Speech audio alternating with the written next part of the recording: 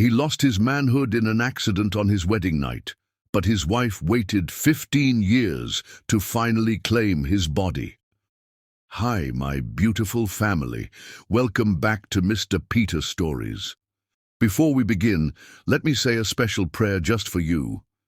Heavenly Father, I come before you with a heart full of love for my beautiful family.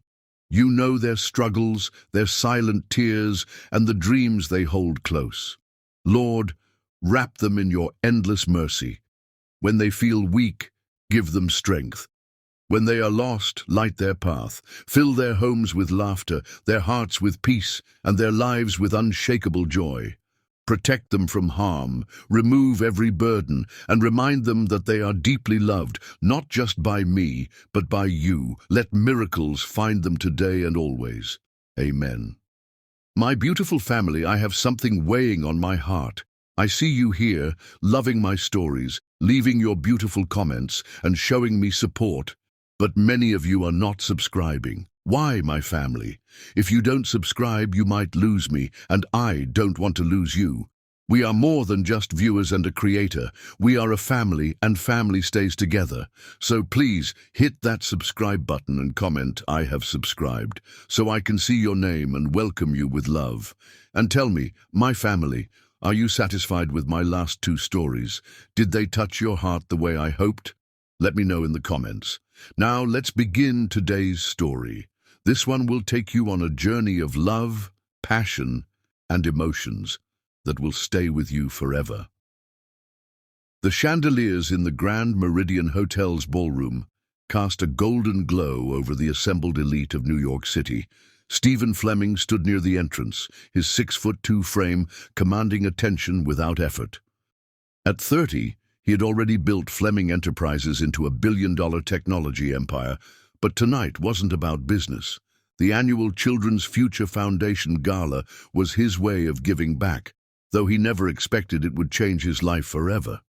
His custom-tailored Tom Ford tuxedo fit perfectly against his broad shoulders, and his steel-gray eyes surveyed the room with quiet confidence. The watch on his wrist, a rare Patek Philippe, was worth more than most people's annual salary, but Stephen wore it with the casual ease of someone who had grown accustomed to luxury. "Mr. Fleming, the entertainment for tonight has arrived," his event coordinator Sarah whispered urgently. "There's been a slight issue. The jazz quartet we booked had to cancel due to their lead singer's laryngitis. They've sent a replacement, but she's quite young." Stephen's jaw tightened. This gala had to be perfect. Several potential investors were in attendance. "How young?" 18, sir, but please just listen to her first." Before he could protest, the sound of a piano filled the room. The opening notes of "At Last" floated through the air, and then a voice that made time stop. Stephen turned toward the stage, and his world shifted on its axis. The singer was young, yes, but her presence was timeless. Kelly Payne stood at the microphone, her chocolate-brown skin glowing under the spotlight. Her emerald-green evening gown hugged her curves modestly but elegantly, and her natural hair was styled in an elegant updo that framed her face like a crown. But it was her voice. Dear God, her voice. It carried the weight of old-soul jazz masters, yet maintained a fresh contemporary edge that made every word feel new. The room fell silent, captivated. Stephen found himself moving closer to the stage, drawn by an invisible force he couldn't, and didn't want to, resist. Kelly's eyes met his as she sang, and in that moment something electric passed between them. Her voice wavered slightly, just enough for him to notice, before growing stronger, more passionate. She wasn't just singing anymore, she was singing to him. After her set, Stephen made his way backstage. He found her gathering her sheet music, humming softly to herself. Up close, he noticed details he'd missed from afar, the slight dimple in her left cheek, the fascinating golden flecks in her brown eyes, the delicate curve of her neck adorned with a simple pearl necklace. "Your voice," he said simply. "It's extraordinary." Kelly turned, surprise flickering across her features before she composed herself. "Thank you, Mr. Fleming. I hope I didn't disappoint being the last-minute replacement and all." "Disappoint?" He laughed softly. "You've made this evening unforgettable. Would you join me for coffee? I'd love to hear about your musical journey." She hesitated, studying him with an intelligence that belied her years. "I should warn you, I'm only 18, and I don't date older men." Her directness startled a genuine laugh from him. "I'm 30, not ancient, but I respect your boundaries. This isn't about dating. I'm genuinely interested in your talent. My foundation supports young artists, and you're exactly the kind of talent we look for." Something in his sincerity must have convinced her because she nodded. One coffee. In public. That one coffee turned into 3 hours of conversation. Kelly was no ordinary 18-year-old. She had graduated high school 2 years early, was taking online college courses in business and music, and had been supporting herself through singing gigs since her parents died in a car crash when she was 16. Her aunt had taken her in but had limited means, so Kelly worked to pay her own way. Stephen found himself sharing things he'd never told anyone, about growing up with the pressure of family expectations, about his secret passion for jazz piano that he'd abandoned for business school, about the loneliness of success. Kelly listened without judgment, offering insights that showed wisdom beyond her years. Days turned into weeks, and their friendship deepened.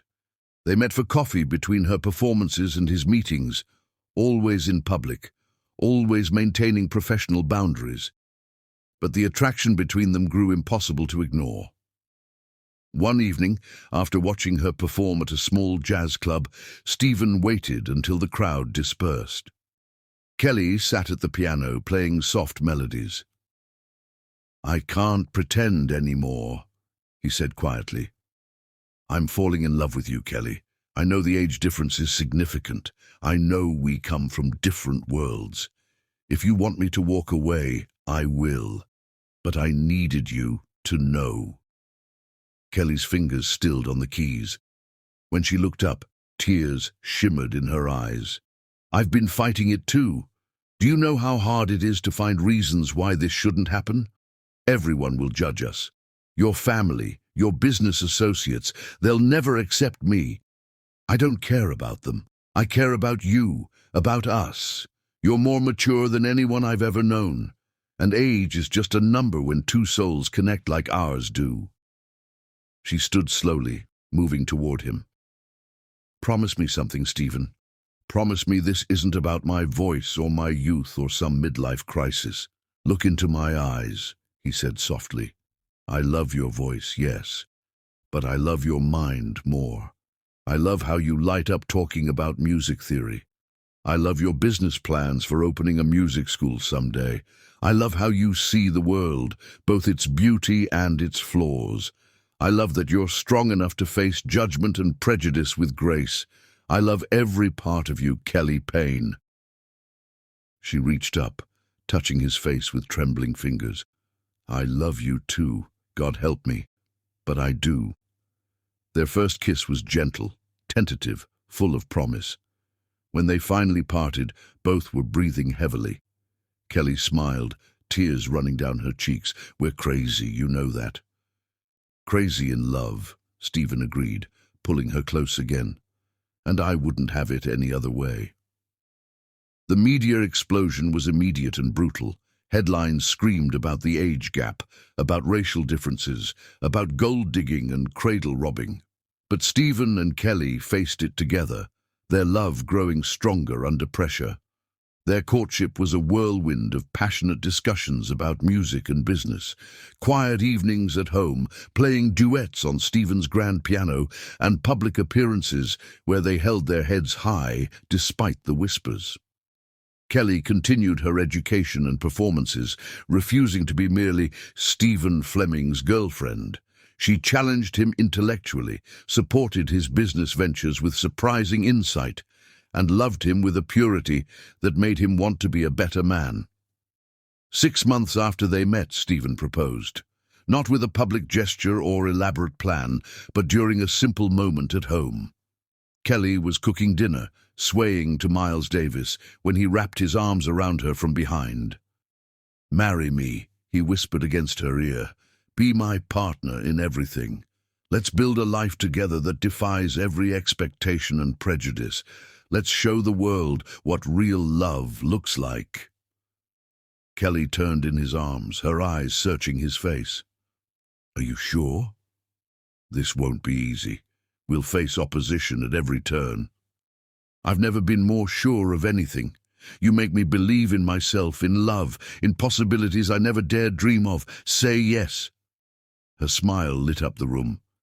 "Yes, 1,000 times yes."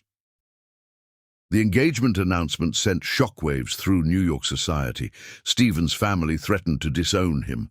Business partners questioned his judgment. But for every critic, there were supporters who saw the genuine love between them.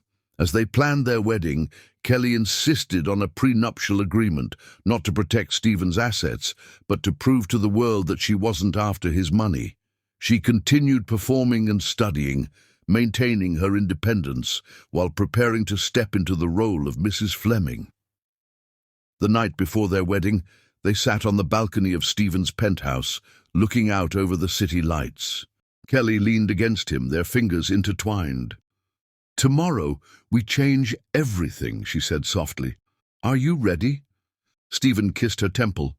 "I'm ready to spend the rest of my life proving that love knows no boundaries, that when two hearts find each other, nothing else matters. Not age, not race, not society's expectations. You're my miracle, Kelly Payne, and tomorrow you become my wife." Kelly turned to face him, her eyes shining with tears and starlight. "And you, Stephen Fleming, are my destiny. Tomorrow can't come soon enough." Little did they know that their wedding night would test their love in ways they never imagined. But in that moment, on that balcony, their future seemed as bright and endless as the stars above. Their love story was just beginning, and it would become a testament to the power of true love to overcome every obstacle in its path. Chapter 2. The Wedding Night. The September evening air carried the lingering warmth of summer as Stephen and Kelly Fleming left their wedding reception. The ceremony had been a magnificent blend of traditions. Kelly's soulful gospel choir harmonizing with the classical string quartet Stephen's mother had insisted upon before refusing to attend. The empty seats where his family should have been hadn't mattered. The church had been filled with love and acceptance from those who chose to celebrate their union. Kelly's wedding dress was a masterpiece of ivory silk and delicate lace, custom designed to honor both her contemporary style and timeless elegance. The bodice hugged her curves before flowing into a graceful train, and tiny pearls adorned her veil like morning dew.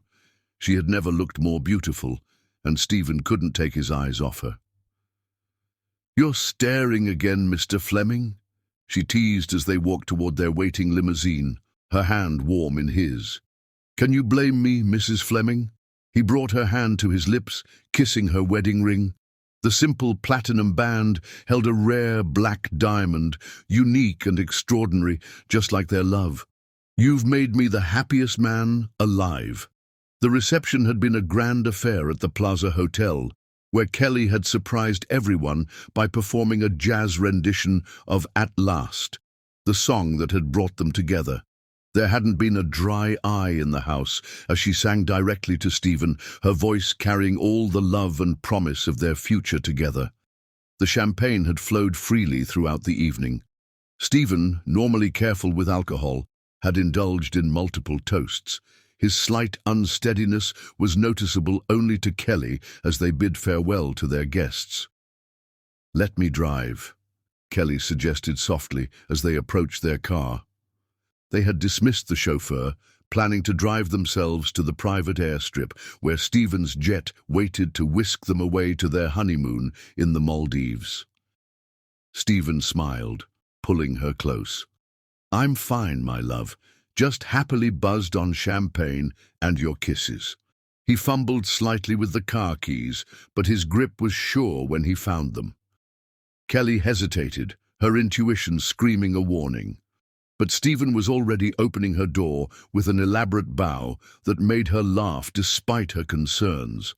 She gathered her dress carefully, settling into the passenger seat of the sleek Bentley, a wedding gift from Stephen's business partner, Marcus. The night was clear, stars twinkling above the city lights as they drove through Manhattan's streets. Kelly reached over to hold Stephen's hand, her new ring catching the streetlights. They talked about the wedding highlights, the way her young cousins had twirled on the dance floor, the touching speech from her aunt, the surprise video message from Stephen's grandmother, who had been too ill to attend but had blessed their union from her hospital bed. "I still can't believe you sang for me," Stephen said, glancing at her with eyes full of love. "That was the most beautiful moment of my life." "So far," Kelly corrected with a smile, "we have a lifetime of beautiful moments ahead of us." They were on the highway now, the city falling away behind them. Stephen's driving was smooth, but Kelly noticed his reactions were slightly delayed. She was about to suggest they pull over when it happened. The deer appeared suddenly, its eyes reflecting their headlights like twin moons. Stephen swerved instinctively, too sharply. Kelly's scream pierced the night as the car spun out of control. Time seemed to slow and speed up simultaneously, the world turning into a kaleidoscope of lights and shadows. The impact, when it came, was devastating. Metal screamed against metal as the Bentley slammed into the guardrail before rolling multiple times. Kelly's airbag deployed, but she remained conscious, held secure by her seatbelt.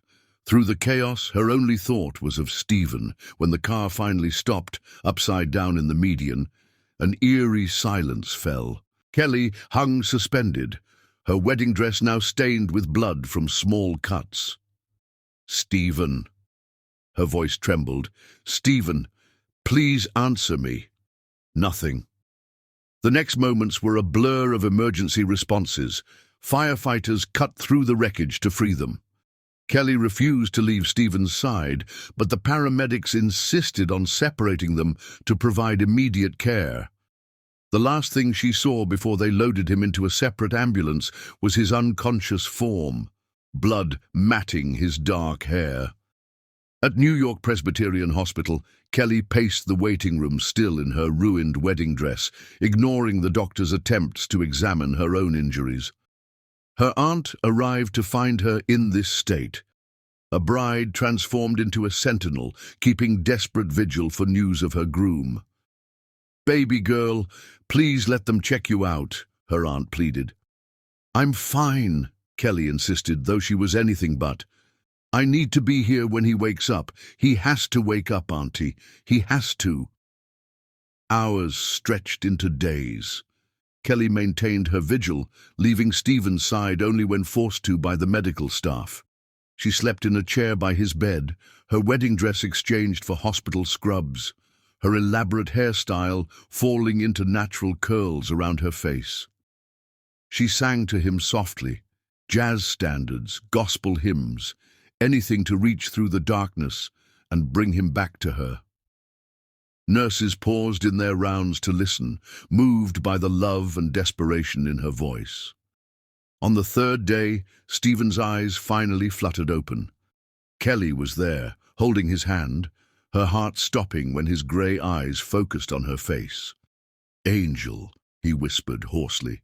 Kelly burst into tears, pressing kisses to his hand. "I'm here, my love. I'm right here." The relief was short-lived. As Stephen became more aware, the doctors began their tests. Kelly watched their faces grow increasingly grave with each examination. Finally, Dr. Harrison, the lead physician, asked to speak with them both. "Mr. Fleming," the doctor began, his voice carefully professional, "the accident caused significant trauma to your lower spine and pelvic region. While we've managed to repair much of the damage, there are some complications." Stephen's grip on Kelly's hand tightened. "What kind of complications?" The doctor's words fell like bombs in the quiet room. "I'm sorry, Stephen. You survived, but the accident has left you incapable of being a man in the way you once were. You can't have a passionate night again." The silence that followed was deafening. Kelly felt Stephen's hand go limp in hers as the implications sank in. Their wedding night, meant to be filled with passion and new beginnings, had instead become a nightmare that would haunt them forever. "No," Stephen whispered, his voice breaking. "No, there must be something you can do. Surgery, therapy, anything." Dr. Harrison shook his head. "We've done everything we can for now. With time and rehabilitation, you'll regain most of your mobility, but the nerve damage, I'm sorry, but that aspect of your life will never be the same." Kelly hadn't moved, hadn't spoken. She was staring at their joined hands, at the wedding rings that symbolized promises made just days ago, promises that now seemed cruelly ironic. When the doctor left, Stephen turned to her, tears burning in his eyes. His face, still bruised from the accident, contorted with anguish. "You deserve better," he choked out. "You deserve someone who can give you everything. You're only 18. You have your whole life ahead of you. You can leave me and find someone who can give you what I can't." Kelly's head snapped up, her eyes blazing with an intensity that took his breath away. She reached out, taking his face between her hands, forcing him to meet her gaze. "Listen to me, Stephen Fleming," she said, her voice fierce with emotion. "You are my first and last love. I will never leave you. Do you hear me? Never." "But Kelly, you don't understand. We can never—" "I understand perfectly," she interrupted. "I understand that I just watched the man I love almost die. I understand that I've spent 3 days praying to any god who would listen to just let you wake up. I understand that my heart beats in time with yours, and that nothing could make me leave you." Her youth made her words even more powerful. At 18, she understood love with a clarity that put those twice her age to shame. There was no hesitation in her voice, no doubt in her eyes. "But our wedding night," Stephen began. Kelly leaned forward, pressing her forehead to his. "Our wedding night isn't defined by what we can't do. It's defined by the fact that we're both here, both alive, both together. That's all that matters." She climbed carefully onto the hospital bed beside him, mindful of his injuries and the various tubes and monitors. Curling into his side, she placed her hand over his heart. "Feel that," she whispered. "Your heart is beating. After everything, it's still beating. That's our wedding night miracle. Everything else we'll figure out together."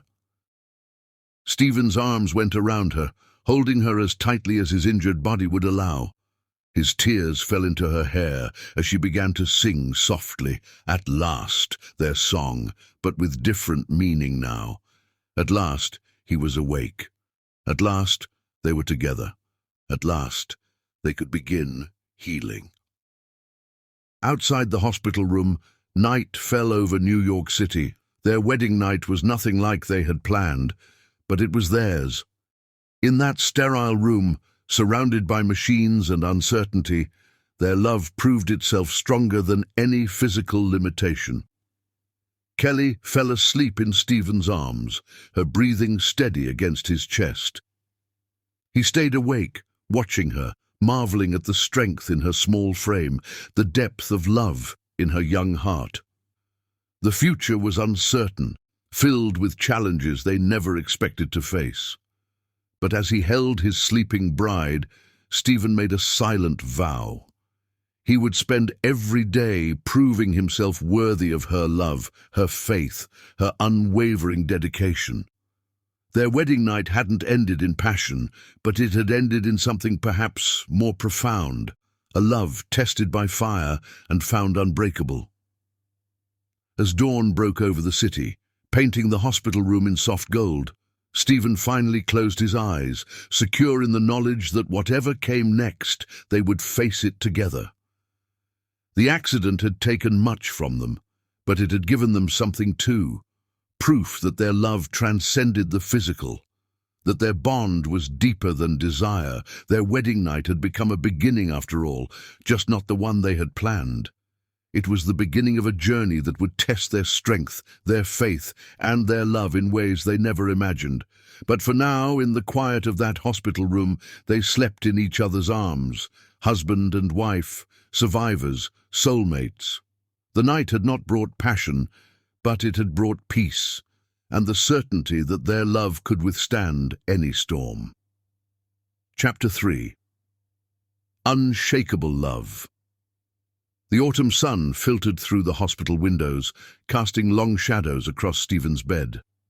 6 weeks had passed since the accident, and each day brought new challenges. Physical therapy sessions left him exhausted and frustrated, his body refusing to cooperate with his demands. But through it all, Kelly remained his constant, his anchor in a storm of uncertainty. She had transformed their sterile hospital room into something almost homely. Fresh flowers appeared daily, their sweet scent masking the antiseptic hospital smell. Jazz played softly from a small speaker she'd brought from home, and photographs of their wedding day adorned the walls, moments frozen in time before everything changed. This morning, Kelly sat cross-legged in the chair beside his bed, her textbook spread across her lap. She insisted on continuing her online courses, studying during his rest periods. Stephen watched her, marveling at how she balanced everything, her education, his care, and the endless parade of doctors and therapists. "You're staring again," she said without looking up from her business economics textbook. "How can I not?" His voice was stronger now, though still carrying the weight of unspoken pain. "You're beautiful when you're concentrating. That little crease appears between your eyebrows." She glanced up, smiling. The dark circles under her eyes couldn't dim her radiance. "Flattery will get you everywhere, Mr. Fleming, except out of your physical therapy session in 20 minutes. Stephen's smile faded. "I hate that you have to see me like this. Weak. Broken." Kelly closed her book with deliberate care, moving to sit on the edge of his bed. "You are not broken, Stephen Fleming. You're healing. There's a difference. A difference that doesn't change the reality of our situation." Bitterness crept into his voice. "I can't be a proper husband to you. Can't give you the wedding night you deserved. Can't—" She silenced him with a gentle finger against his lips. "Stop. Just stop. Do you think I married you for physical intimacy alone? I married you for your mind, your heart, your soul. Everything that makes you uniquely Stephen." Tears burned his eyes as he caught her hand, pressing it to his cheek. "I'm afraid," he whispered, admitting what he couldn't say to anyone else. "Afraid you'll wake up one day and realize you made a mistake. You're so young, Kelly. You should be starting your life, not spending it in a hospital room." Her response was immediate and fierce. She straddled his legs carefully, mindful of his injuries, and took his face between her hands. "Listen to me, because I'm only going to say this once. You are my life, not some abstract future I might have had, not some other path I could have taken. You, United States. This is where I choose to be. But no buts." Her voice softened. "When I sang 'At Last' at our wedding, I meant every word. You are my love song, Stephen, my symphony. Even if you never walk again, even if we never share physical intimacy again, my love for you won't diminish. It will only grow stronger." He pulled her closer, burying his face in her neck. She smelled of vanilla and jasmine, the perfume he'd given her for their wedding day. "I don't deserve you." "Love isn't about deserving," she murmured, running her fingers through his hair. "It's about choosing, and I choose you.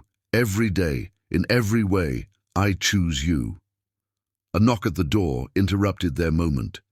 Dr. Harrison entered, followed by a team of specialists. Kelly moved to step away, but Stephen held her hand tightly. "Mr. and Mrs. Fleming," Dr. Harrison began, his expression serious. "We've reviewed your latest test results, Stephen. While your physical recovery is progressing well, the nerve damage—" He paused, glancing at Kelly before continuing. "The condition we discussed is permanent.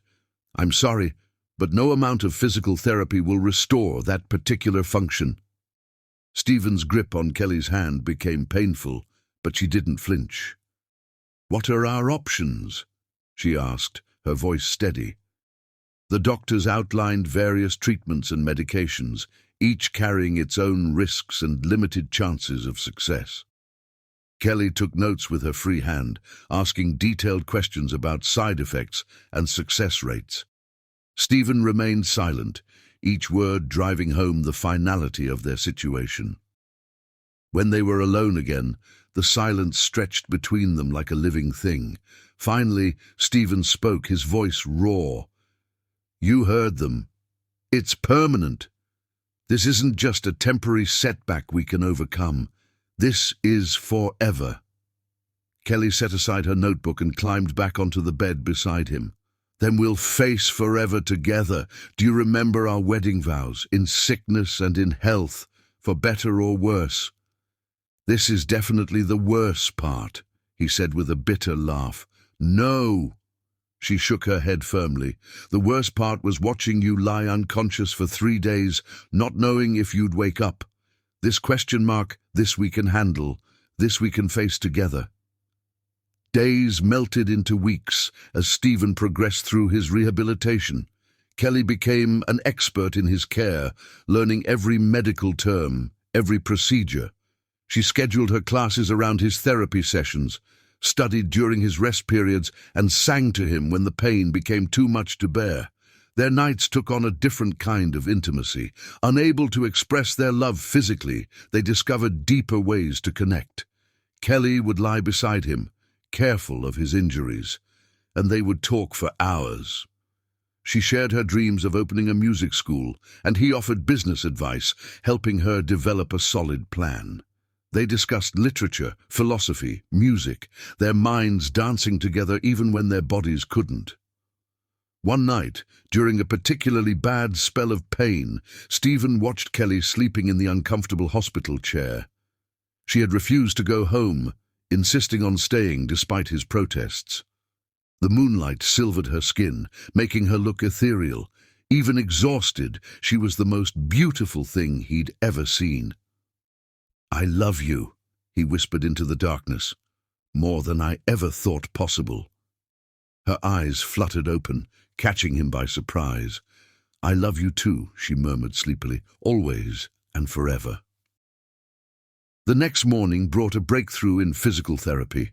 With Kelly's support, Stephen took his first steps since the accident. His legs trembled with the effort, sweat beading on his forehead, but determination burned in his eyes.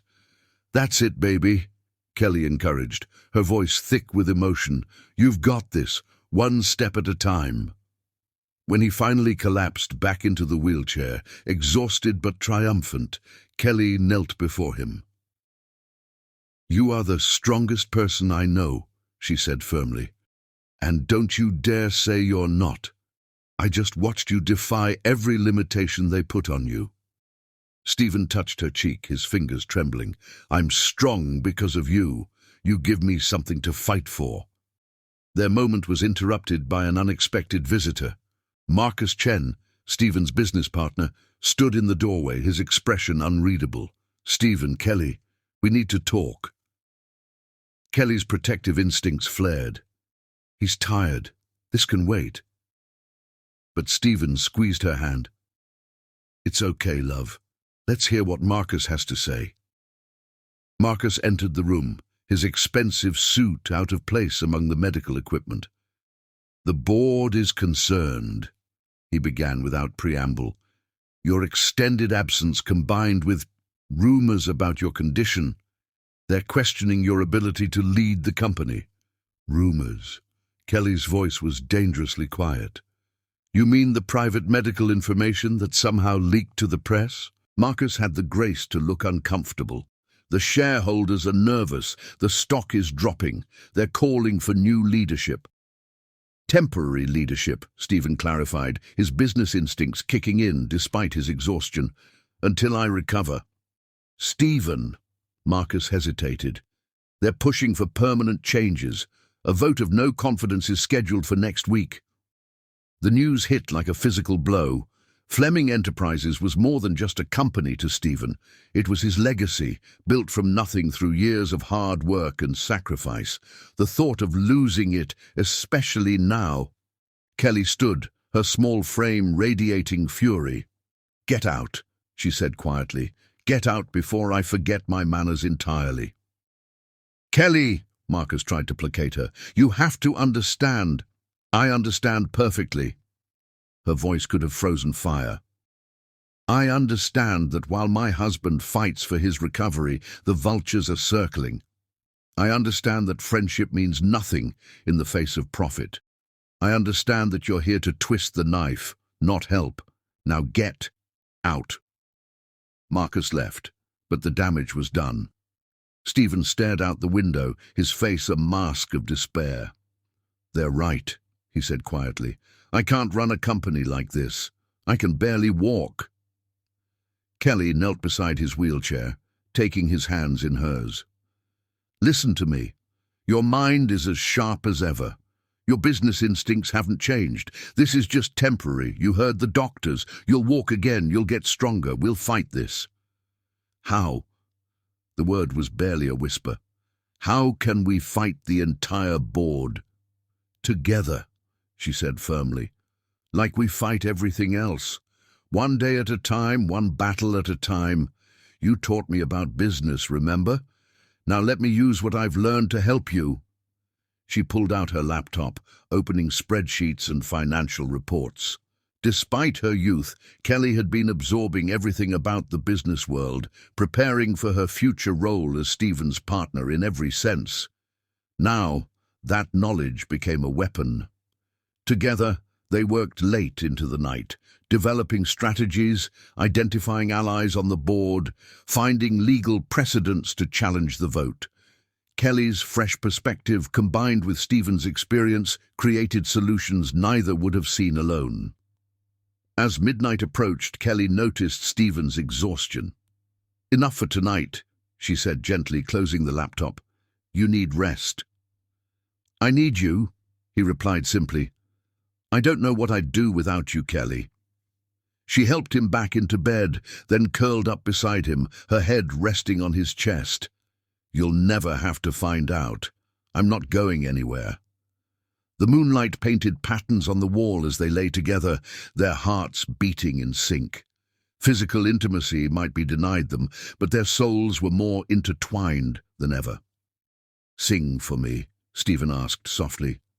"Our song." Kelly's voice filled the room, soft and sweet. "At last, my love has come along." The familiar lyrics took on new meaning, speaking of a love that transcended physical boundaries, a connection that grew stronger through adversity. As she sang, Stephen's fingers traced patterns on her arm, and for a moment, all the challenges ahead faded away. They were just Stephen and Kelly, two hearts beating as one, their love a fortress against the world. Morning would bring new battles, physical therapy, business challenges, medical procedures. But for now, in the quiet of their hospital room, they had everything they needed. Their love, tested by fire, had emerged unshakable. Kelly's voice faded on the last note, but the melody lingered in the air like a promise. Stephen kissed her forehead, his touch reverent. "Thank you," he whispered. "For what?" "For loving me, for staying, for being my strength when I have none left." She raised her head to look into his eyes. "That's what unshakable love means, Stephen. It means we carry each other. When you're weak, I'm strong. When I falter, you'll lift me up. Together, we're unbreakable." As they drifted off to sleep, their bodies entwined as much as Stephen's injuries would allow, both knew that whatever challenges tomorrow brought, their love would see them through. Physical limitations couldn't diminish the depth of their connection. If anything, their inability to express their love physically had forced them to develop a deeper, richer bond. Their love story wasn't the conventional romance they'd planned, but it was uniquely, beautifully theirs. And in that hospital room, wrapped in each other's arms, they were exactly where they were meant to be.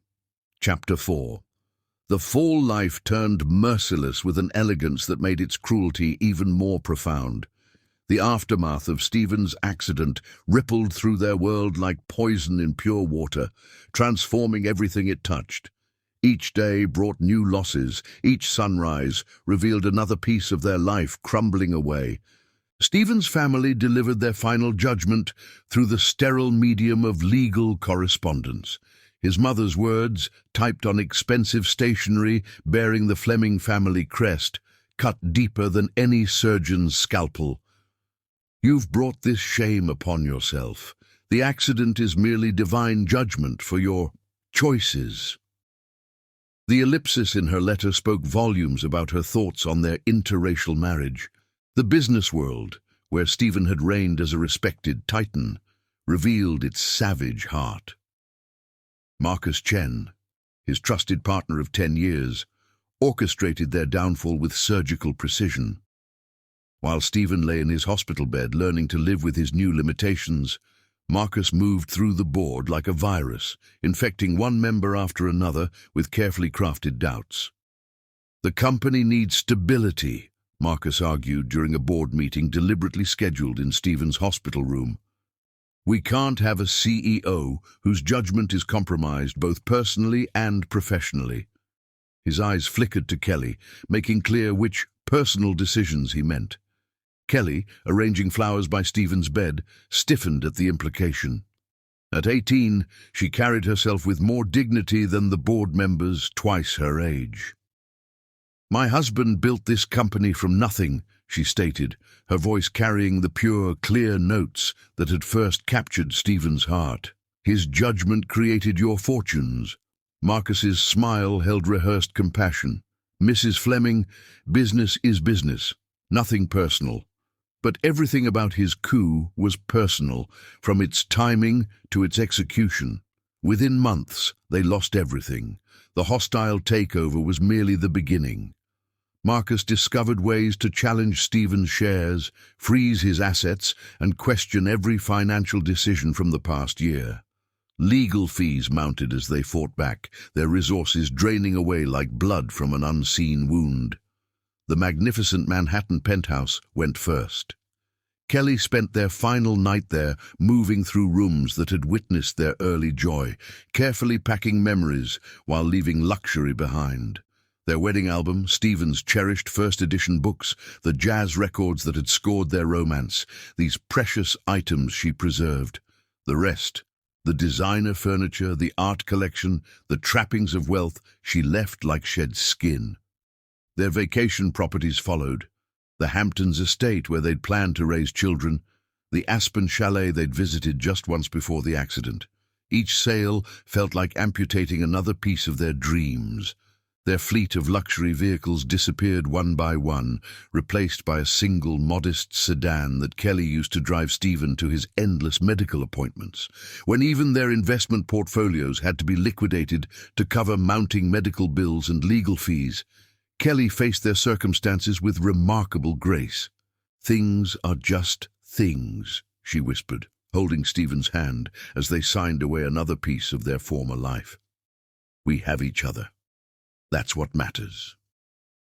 They found a small rental house in a working-class neighborhood, its faded Victorian architecture a ghost of past elegance. Water stains mapped unknown stories on the walls, floorboards creaked secrets of previous inhabitants, and the plumbing played erratic symphonies at midnight. But Kelly approached their reduced circumstances with the same determination she brought to everything. Between caring for Stephen and working nights, she learned home repair from online videos. Her delicate hands, once adorned with designer rings, now gripped wrenches and paintbrushes. She transformed their diminished space into something that, if not luxurious, held its own kind of dignity. Stephen struggled more with their fall. Physical therapy consumed his days, his body slowly relearning movements that had once been automatic, but it was the psychological weight that threatened to crush him, watching his 18-year-old wife shoulder burdens that should have been his to bear. Kelly took night jobs singing in local jazz clubs, her extraordinary voice earning them just enough to survive. Between performances, she cared for Stephen with unwavering devotion, helping with his exercises, managing his medications, maintaining their home. Her youth made her stamina possible, but it was her love that made it unstoppable. Their new routine would have been unimaginable on their wedding day. Mornings centered around Stephen's therapy appointments. Afternoons found Kelly studying her online business courses while managing household tasks. Nights belonged to her performances, each hour away from Stephen a small torture they endured for survival. Society's whispers followed them like persistent shadows. Former friends invented reasons to cross the street when they approached. Business associates discovered urgent appointments when they called. The society pages that had once celebrated their fairy tale romance now painted Stephen as a cautionary tale, and Kelly as an opportunistic gold digger. But within their modest walls, they discovered a different kind of wealth. Without the distractions of their former lifestyle, their love deepened in unexpected ways. They spent evenings in conversation that lasted hours, sharing thoughts and dreams with the honesty their previous life hadn't required. Kelly's voice, always extraordinary, gained new depth as she sang of love and loss, her experiences lending authenticity to every note. Stephen watched his young wife aging before her time, stress and work, etching fine lines around her eyes that shouldn't appear for years. Guilt haunted him, knowing she had sacrificed her youth for his care. But whenever he voiced these thoughts, Kelly silenced him with a kiss that held all the passion of their first embrace. "My life began when I met you," she would say, her eyes holding the same light that had enchanted him at their first meeting. "Everything before was just preparation for loving you." Their fall from grace revealed the true face of friendship. Kelly's aunt remained their staunchest ally, while a handful of loyal colleagues risked Marcus's wrath to maintain contact. These genuine connections proved more valuable than their former abundance of fair-weather friends. Money grew progressively tighter as medical bills mounted. Kelly worked extra shifts whenever possible, her voice becoming a sought-after feature at several clubs. Stephen fought through his physical limitations to attempt small consulting jobs, though Marcus's influence scared away many potential clients. Yet through every hardship, their love remained unshakable. Each setback, each loss, each moment of despair only served to prove the depth of their commitment. Kelly's youth, once seen by society as a liability, became their greatest asset, her energy and optimism carrying them through the darkest days. Their love story transformed from one of glamour and wealth to one of endurance and unwavering devotion. The society columns that had once tracked their every luxury purchase now ignored them completely, but their bond grew stronger in obscurity. Their modest house gradually improved under Kelly's care. She planted a small garden, growing vegetables to supplement their tight budget. The neighbors, initially wary of the fallen socialites in their midst, began sharing cuttings from their own gardens. Soon their little plot bloomed with both food and flowers, a symbol of life persisting despite harsh conditions. As they lay together each night in their small bedroom, so different from their former master suite, they found comfort in the one thing that hadn't changed: their absolute devotion to each other. Their love story hadn't ended with their fall from grace. It had merely entered a new chapter, one that proved the depth and strength of their connection in ways prosperity never could. The fall was complete, their world transformed beyond recognition. But in losing everything, they found what mattered most: the unshakable certainty that their love could withstand any storm. Together, they would weather this season of hardship, their bond growing stronger with each passing day. Chapter 5. Years of Struggle. 5 years passed like a blur of endless days and sleepless nights. Kelly's 19th birthday came and went as she performed at the Blue Note, her voice growing richer with each passing year. Her 20th found her studying for online business courses between hospital visits for Stephen's continuing treatments. 21 arrived with new wrinkles around her eyes that shouldn't appear for another decade, earned from countless nights of worry and work. Stephen watched his young wife's transformation with a mixture of pride and guilt. She never complained about the long hours, the constant juggling of responsibilities, or the weight of their circumstances. But he saw the toll it took, the slight stoop of her shoulders when she thought no one was watching, the way she sometimes paused to catch her breath between tasks, the moments when exhaustion painted shadows across her beautiful face. Their modest house had improved through Kelly's determined efforts. She learned basic repairs from YouTube videos, painting walls and fixing leaky faucets between her other duties. The living room now boasted carefully curated second-hand furniture, arranged with an artistic eye that belied their limited budget. Her prized possession was an old, upright piano she'd discovered at an estate sale, its slightly out-of-tune notes still sweet enough for practice. Stephen's recovery had plateaued, leaving him with a permanent limp and chronic pain that no amount of therapy could fully address. He had learned to manage it, to push through the discomfort with gritted teeth and stubborn determination. Kelly noticed every wince, every careful movement, her eyes tracking him with loving concern, even as she pretended not to hover. Their financial situation remained precarious. Kelly's voice had made her a fixture in several jazz clubs across the city, her talent drawing increasingly appreciative audiences, but performance fees barely covered their basic needs and Stephen's ongoing medical expenses. His occasional consulting work, limited by both his physical condition and Marcus's continuing influence, provided unpredictable supplemental income. One autumn evening, Kelly returned home from a particularly long shift at the Blue Note. Stephen sat at their small kitchen table, attempting to make sense of their monthly bills.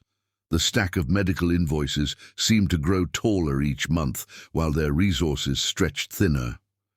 "You should be resting," Kelly chided gently, setting down her bag. Her voice was hoarse from hours of singing, but concern for him overshadowed her own fatigue. "Someone has to figure out how to make these numbers work," he replied, rubbing his temples. The headaches came more frequently now, stress and chronic pain forming a relentless duet. Kelly moved behind him, her fingers working the tension from his shoulders with practiced ease. "We'll manage. We always do." "But at what cost?" He caught her hand, pressing it to his cheek. "Look at you, Kelly. You're exhausted. You're working yourself to death. And for what? To barely keep our heads above water." She circled around to face him, her expression fierce despite her weariness. "For us, for our future, for every dream we still hold on to." "Dreams?" Bitterness crept into his voice. "What dreams can we afford anymore?" "All of them." She knelt before him, taking his hands in hers. "Listen to me, Stephen Fleming. 5 years ago they took our money, our status, everything we owned, but they couldn't take our love, our determination, or our ability to dream. The moment we stop dreaming is the moment they truly win." Her words stirred something in him, as they always did. At 23, Kelly possessed wisdom that put many older souls to shame. The years of hardship had refined her rather than broken her, turning the bright-eyed teenager he'd married into a woman of remarkable strength and grace. "Tell me your dreams," he whispered, needing to hear them, to borrow her unwavering faith. She smiled, the expression lighting up her tired face. "I dream of opening my own music school someday, teaching children who might not otherwise have the chance to learn. I dream of recording an album, not for fame, but to share the songs that have carried us through these years. I dream of seeing you strong again, your brilliance recognized by people worthy of your gifts." "Such big dreams for such hard times," he murmured, touched by her persistent optimism. "The harder the times, the bigger we need to dream." She rose, wincing slightly as her tired muscles protested. "Now, enough worrying about bills. I'm going to make us some tea, and you're going to tell me about your day." Their evening ritual was interrupted by an unexpected knock at the door. Kelly tensed. Late-night visitors rarely brought good news in their experience. Stephen reached for his cane, determined to face whatever new challenge awaited them. But when Kelly opened the door, she found her Uncle James standing on their porch, his expression uncharacteristically solemn.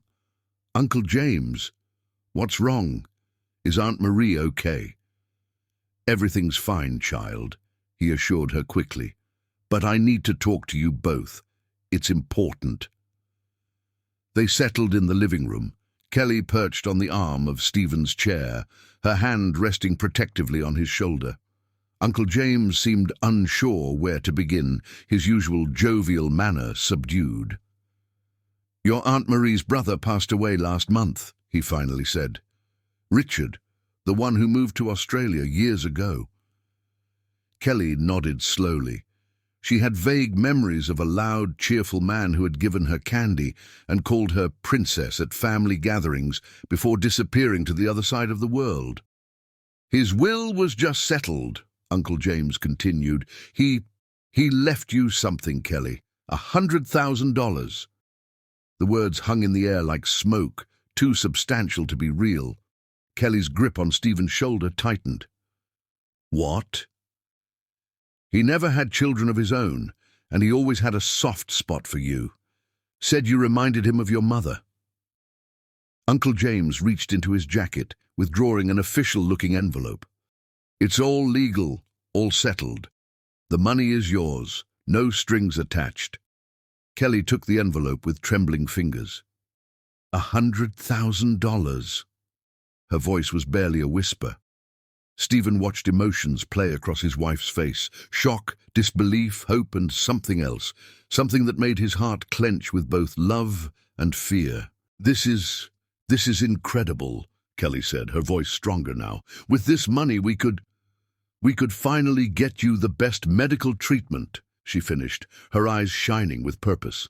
"The specialists we couldn't afford before, the experimental procedures we had to pass up. Stephen, this could change everything." The hope in her voice was almost painful to hear. 5 years of watching her sacrifice everything for his care, and her first thought was still of him. "Kelly," he began carefully, "this is your inheritance, your chance to pursue your own dreams, the music school you talked about, or recording your album." She silenced him with a look that contained 5 years of unwavering devotion. "You are my dream, Stephen. Getting you the help you need, seeing you whole and strong again, that's worth more than any other ambition." Uncle James watched their exchange with knowing eyes. He had witnessed their love story from the beginning, had supported them when others turned away. "The money will be transferred to your account by the end of the week," he said, standing to leave. "I'll let you two discuss how to use it." After he left, Kelly and Stephen sat in silence, the envelope between them containing more hope than they'd dared to hold in years. Finally, Kelly spoke, her voice thick with emotion. "Do you remember Dr. Morrison? The specialist who said he could help you, but the treatment was too expensive?" Stephen nodded. The consultation had been a painful exercise in futility, learning about innovative procedures they couldn't possibly afford. "I'm going to call his office first thing tomorrow," Kelly declared. "And then I'm going to research every other treatment option we passed up before. This is our chance, Stephen. Our chance to fight back against everything that's been done to us." He caught her hand, his heart full of love and concern. "Kelly, you've already sacrificed so much for me. I can't let you spend your inheritance this way." She knelt before him again, taking his face between her hands. "Listen to me carefully, Stephen Fleming. This money isn't just mine, it's ours. Everything we have, everything we are, belongs to both of us, and seeing you in pain every day, watching you struggle when help exists, that hurts me more than any hardship we've faced. Tears slid down her cheeks as she continued, "Let me do this. Let me fight for you the way you would fight for me. Let me invest in us, in our future together." Looking into her eyes, Stephen saw the same fierce love that had sustained them through 5 years of struggle. He saw the teenager who had refused to leave his hospital bedside, the young woman who had worked herself to exhaustion for their survival, the wife who had never wavered in her devotion. "Okay," he whispered, his own eyes growing damp. "Okay, my love. We'll do this together." Kelly's smile was like sunrise after the longest night. She climbed carefully into his lap, mindful of his bad leg, and buried her face in his neck. "Together," she echoed. "Always together." That night, as they lay in bed making plans, hope bloomed in their small bedroom like a flower pushing through concrete. The inheritance wasn't enough to restore their former lifestyle, but it was enough to fight back against the physical limitations that had defined their lives for 5 years.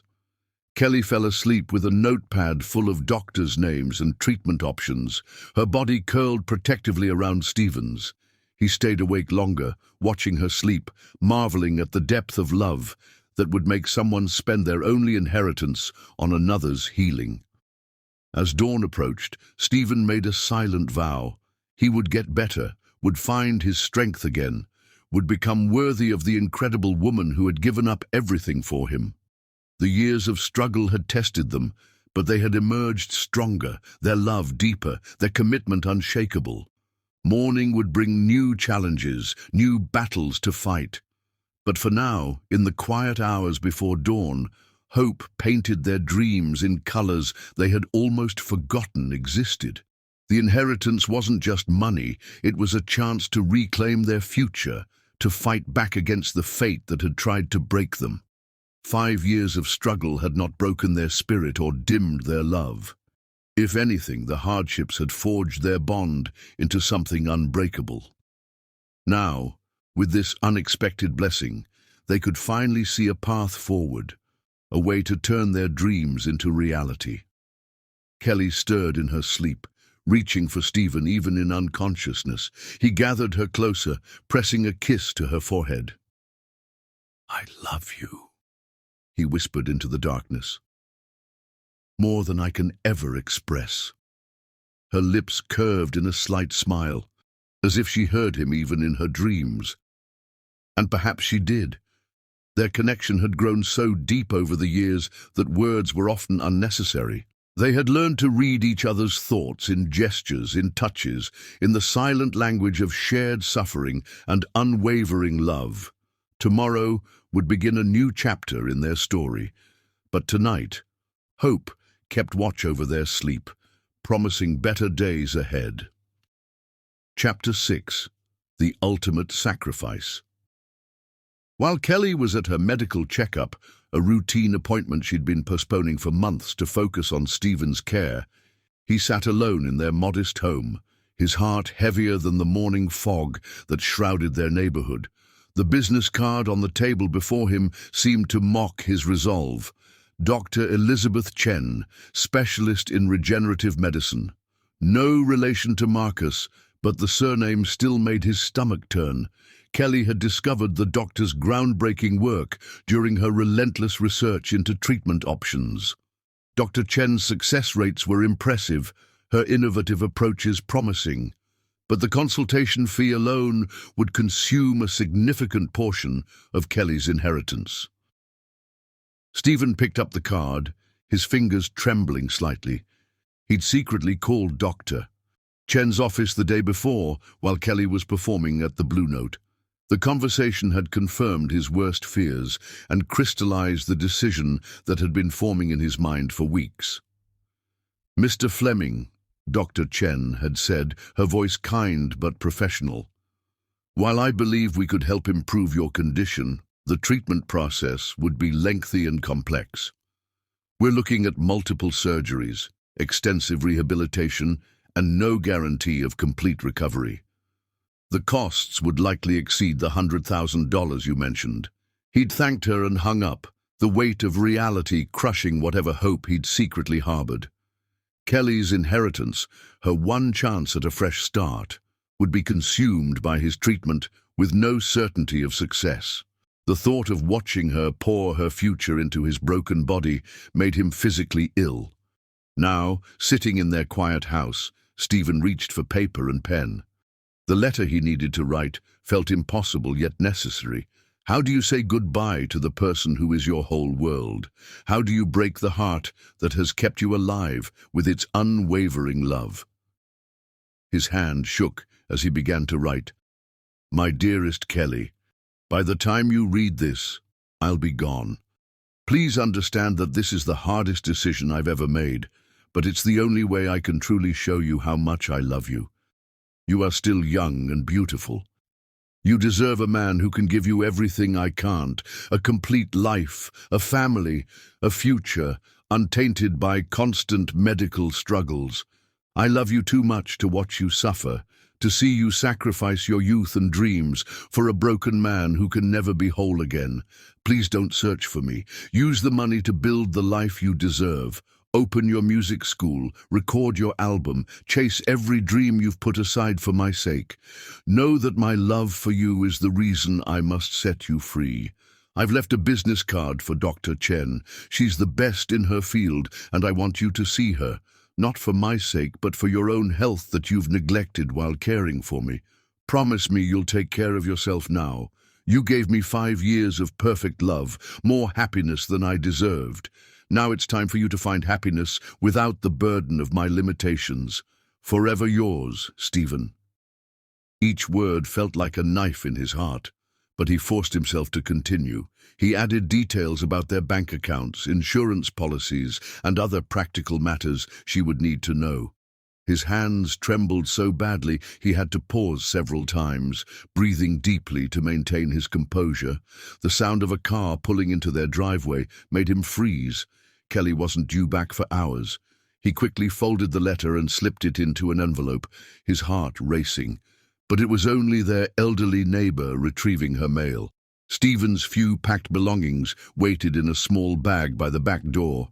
He'd been methodical in his planning, arranging everything to give Kelly the cleanest possible break. Their joint account contained most of their savings. He'd taken only enough to rent a modest room and survive until he could figure out his next steps.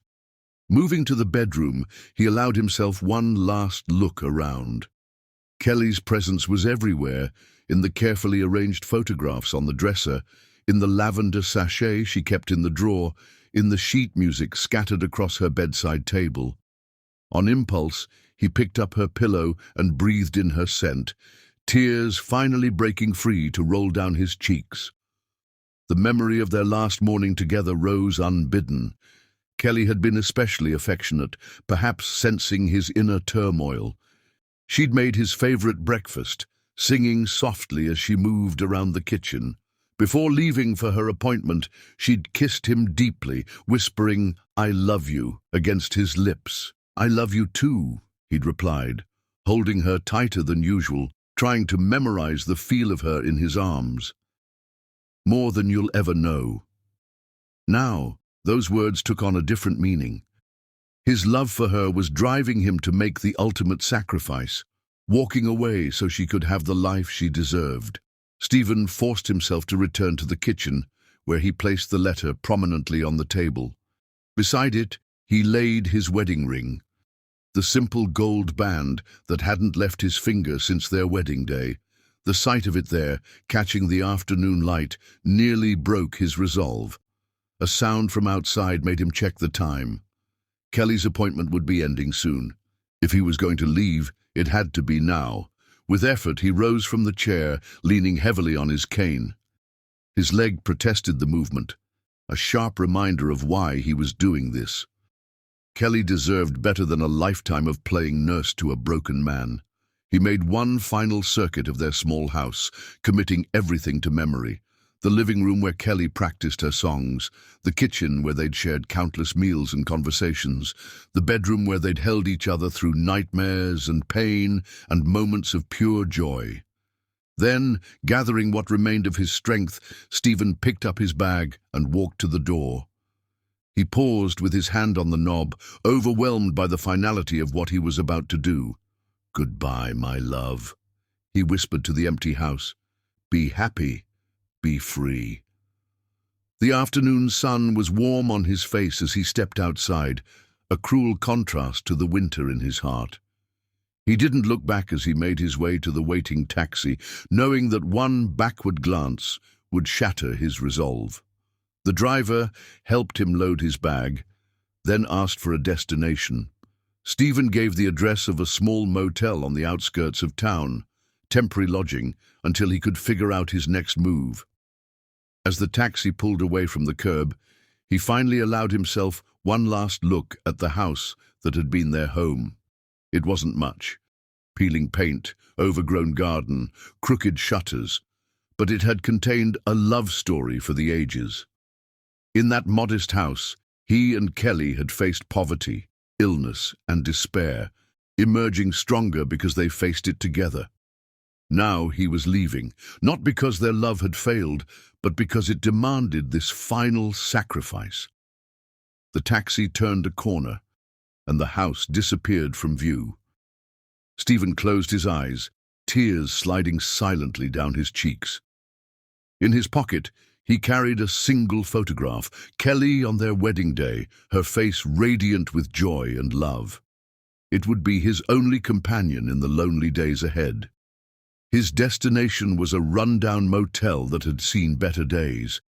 The room was small and shabby, with water stains on the ceiling and a bed that creaked ominously. But it didn't matter. Nothing mattered except knowing that Kelly would be free to build a better life without him. As evening approached, Stephen sat on the edge of the bed, imagining Kelly returning home from her appointment. Would she call out his name? How long would she search the house before finding his letter? Would she understand that he left because he loved her too much to stay? The pain in his chest was worse than any physical agony he'd endured, but he forced himself to remember why he was doing this. Kelly was young, beautiful, talented. She deserved a future filled with music and joy, not endless hospital visits and financial strain. On the bedside table, he placed Dr. Chen's business card, not this copy, but an identical one he'd left for Kelly. His research had confirmed that she was not only a brilliant doctor, but also worked with performers, understanding the unique needs of musicians. Kelly would be in good hands. Night fell, bringing no peace. Stephen lay awake, his body aching from the unfamiliar bed, his heart aching for the woman he'd left behind. Every fiber of his being screamed at him to go back, to fold Kelly in his arms and never let go. But love sometimes meant making impossible choices, and in the end, this was the only choice he could make, setting free the woman who had given him everything, so she could find the happiness she deserved. As midnight approached, his phone buzzed with incoming calls and messages. Kelly's name lit up the screen again and again, each notification a dagger to his heart. He couldn't answer. One word from her would crumble his resolve. Instead, he turned off the phone, cutting his last connection to the life he was leaving behind. In the darkness of the motel room, Stephen Fleming faced the longest night of his life, knowing that somewhere, the woman he loved more than life itself was reading his letter and feeling her world shatter. But he clung to the belief that this pain was temporary, that Kelly would eventually understand and build the beautiful life she deserved. Tomorrow would bring new challenges, finding permanent lodging, figuring out how to manage his medical needs, learning to live without the light of Kelly's love. But for now, he lay in the darkness, holding tight to the memory of their last kiss, praying that someday she would forgive him for loving her enough to let her go. Before sleep finally claimed him, Stephen whispered into the emptiness, "Be happy, my love. Be free." The words echoed in the shabby room, a prayer and a promise and a goodbye all in one. Outside, the city continued its endless rhythm, unaware that one of the greatest love stories it had ever witnessed was being voluntarily ended by a man who believed that true love sometimes meant walking away. In his dreams, Kelly's voice sang their song, a bittersweet lullaby that would haunt him for all the lonely days to come. Chapter 7. Determination. Kelly's scream upon finding Stephen's letter echoed through their empty house, a sound of pure anguish that made the neighbors' dogs howl in response. Her legs gave out as she read his words, and she sank to the kitchen floor, the paper trembling in her hands. "You idiot," she whispered through her tears. "You noble, stubborn, beautiful idiot." The medical checkup had gone well. She was healthy despite years of overwork and stress. She'd been eager to share this news with Stephen, to show him that caring for him hadn't damaged her health as he feared. Instead, she came home to find his wedding ring gleaming accusingly on their kitchen table, his letter breaking her heart with every carefully written word. But Kelly Fleming wasn't a woman who stayed broken for long. As the initial shock subsided, determination took its place. She reread the letter, this time looking for clues rather than just absorbing the pain of his goodbye. The business card for Dr. Chen caught her attention. She remembered finding it during her research, remembered planning to discuss the doctor with Stephen. Now she understood why he'd left it behind, not just as a recommendation for her health, but as a breadcrumb for her to follow. "You want me to use the money for myself," she said to the empty room. "Fine, I'll invest it, and when it grows, I'll have enough for both our dreams." Kelly spent that first night calling every hospital, hotel, and motel in the area. Each negative response only strengthened her resolve. She knew Stephen, his limitations, his habits, his needs. He couldn't have gone far, not with his medical conditions and limited resources. Between calls, she studied their bank statements. Stephen had taken only a small amount, enough for temporary lodging and basic needs. The bulk of their savings, including her inheritance, remained untouched. "Always protecting me," she murmured, touching the statement that showed his final withdrawal. "Even when you're breaking my heart." The next morning, Kelly began implementing her plan. First, she visited her broker, a woman who had helped many small investors build substantial portfolios. "I have $100,000 to invest," Kelly stated without preamble, "and I need it to grow, significantly and quickly." The broker, Sarah Chen, raised an eyebrow. "Quick growth usually means high risk." "I understand risk," Kelly replied. "I also understand business cycles, market trends, and the power of strategic timing. I've spent 5 years studying while caring for my husband. Now I need to put that knowledge to work." Something in her tone must have convinced Sarah, because she leaned forward with new interest. "Tell me your thoughts." Kelly pulled out a carefully researched list of potential investments. She'd been tracking these companies for months, analyzing their patterns and potential. Some were established firms poised for breakthrough developments. Others were startups with innovative technologies. "Impressive analysis," Sarah commented, reviewing Kelly's notes. "You've done your homework." "I had an excellent teacher," Kelly said softly, thinking of the countless hours Stephen had spent explaining business concepts to her. "Will you help me?" Sarah studied her young client thoughtfully. "It's not just about the money, is it? You're looking for something more." Kelly met her gaze steadily. "My husband left me because he thinks he's protecting me from a lifetime of sacrifice. I'm going to prove him wrong by building enough wealth to fund both our dreams. Will you help me?" The older woman smiled. "With determination like yours, how can I refuse?" They spent hours crafting an investment strategy that balanced risk and potential returns. Kelly insisted on maintaining enough liquidity to continue searching for Stephen while putting the bulk of the money to work in carefully chosen investments. Between her meetings with Sarah, Kelly pursued every possible lead to Stephen's whereabouts. She performed at the Blue Note as usual, knowing he might have contacts watching to ensure she was moving on with her life. But during the days, she was relentless in her search. She created a map of locations he might choose, considering factors like proximity to medical facilities, cost of living, and accessibility. She compiled lists of doctors who specialized in his condition, knowing he would need ongoing care. Every spare moment was spent following leads, making calls, and building a network of people who might help locate him. Weeks passed. Kelly's initial investments showed promising returns, validating her strategy. She reinvested every penny of profit, her eyes fixed on the larger goal. Each successful trade brought her closer to the amount needed for Stephen's treatment. One evening, as she was reviewing property records in areas where Stephen might have settled, a familiar face appeared at the Blue Note. Marcus Chen sat at the bar, watching her performance with an unreadable expression. During her break, he approached her table. "You're still performing here? I thought you'd have moved on by now." Kelly's smile was sharp as a blade. "Disappointed that your schemes haven't broken us completely." "Stephen made his choice," Marcus shrugged. "A wise one, in my opinion. You deserve better than playing nurse to a broken man."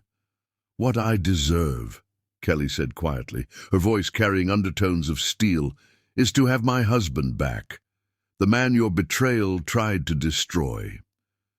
Marcus had the grace to look uncomfortable. "Business is business, Kelly. Nothing personal." "Everything is personal." She leaned forward, her eyes boring into his. "And you should know something, Marcus. I'm not just Stephen's wife, I'm his student. He taught me everything he knows about business, about strategy, about patience. Remember that." The threat in her words was subtle, but clear. Marcus left shortly afterward, but the encounter gave Kelly new insight. If Marcus was watching her, he might also be watching Stephen. She hired a private investigator to track Marcus's movements and communications, hoping he might lead her to Stephen. It was expensive, cutting into her investment capital, but Kelly considered it a necessary cost. Days turned into weeks as Kelly divided her time between performing, investing, and searching. She took care of her health as Stephen had asked, seeing Dr. Chen for regular checkups. The doctor proved to be not only an excellent physician, but also a valuable ally in her search. "Your husband's condition requires specific medications and treatments, Doctor," Chen explained during one visit. "I can help you narrow down the medical facilities he might be using." This new avenue of investigation energized Kelly's search. She cross-referenced Dr. Chen's information with her existing data, creating a more focused map of possible locations.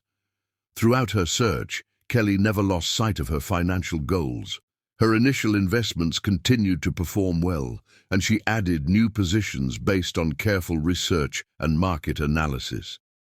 The lessons Stephen had taught her about business strategy proved invaluable. She lived frugally, pouring every spare dollar into her investment portfolio. The small house became a command center for her dual mission, finding Stephen and building the financial resources they would need for his treatment. One night, after another long day of searching and strategizing, Kelly sat at their old piano. Her fingers found the keys of At Last, their song, and her voice filled the empty house with both longing and determination. "I will find you," she whispered between verses, "and when I do, you'll see that our love is stronger than any sacrifice." She worked with a singular focus that impressed everyone who encountered her. The club owner doubled her performance schedule, recognizing that her voice had gained new depth and emotion. Her investment broker marveled at her strategic thinking and unwavering discipline. But it was the private investigator who finally brought her the lead she'd been waiting for. A prescription filled at a small pharmacy on the outskirts of town matched Stephen's medications exactly. The security camera footage was grainy, but Kelly would know his limping gait anywhere. "Found you," she breathed, staring at the image. Her heart raced with equal parts anticipation and anger. How dare he hide so close, thinking she wouldn't tear the world apart to find him? Before confronting him, Kelly checked her investment portfolio one last time. Her careful strategy had paid off better than she'd hoped. The initial 100,000 had grown significantly through a combination of smart trades and compound interest. She gathered the relevant medical and financial documents, preparing for the confrontation to come. Stephen had left to protect her from what he saw as a burden. She would show him that their love was never a burden. It was their greatest strength. As she drove toward the address the investigator had provided, Kelly's determination burned brighter than ever. 5 years of struggle had taught her that love wasn't just about grand gestures or sacrifices. Sometimes love meant fighting back against the very sacrifices your beloved tried to make. The rundown motel came into view, exactly the kind of place Stephen would choose. Affordable, anonymous, and close enough to keep watching over her from a distance. Kelly parked her car, her heart pounding with the knowledge that soon she would face the man who had broken both their hearts in a misguided attempt to free her. "Time to come home, my love," she whispered, gathering her courage. "Whether you like it or not." Chapter 8. Reunion. Weeks of searching led Kelly to a rundown motel on the outskirts of town. The neon vacancy sign flickered weakly in the early morning light, casting intermittent shadows across the cracked parking lot. Her heart pounded as she approached room 115, where her private investigator had confirmed Stephen was staying.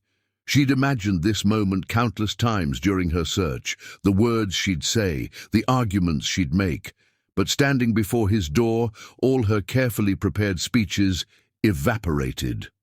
Raw emotion took over as she knocked, the sound echoing in the quiet morning air. No response. She knocked again, harder this time. "Stephen Fleming, open this door right now." Movement inside, the slow, uneven footsteps she knew so well. Then silence. "I know you're in there," she called out, her voice trembling with emotion.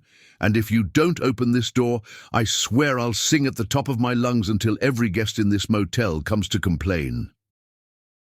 The door opened slowly, revealing Stephen looking more haggard than she'd ever seen him.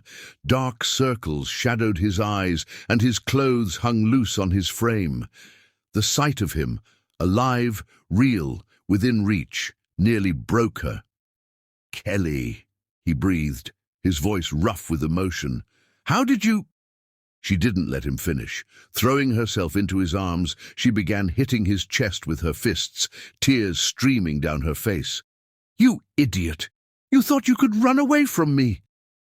Stephen staggered back, overwhelmed by her presence. "Why are you here?"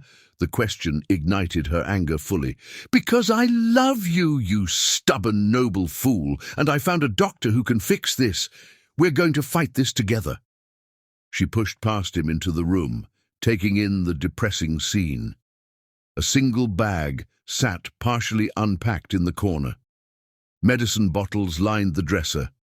The bed was neatly made, probably hadn't been slept in, knowing how insomnia plagued him when he was troubled. "Kelly, please," he began, leaning heavily on his cane. "I left for your own good. You deserve— Don't you dare tell me what I deserve." She whirled to face him, her eyes blazing. "I deserve to be with the man I love. I deserve to fight alongside my husband instead of having him make decisions about my life without consulting me." "I couldn't watch you sacrifice everything for me anymore," Stephen said quietly. "Your youth, your dreams, your future."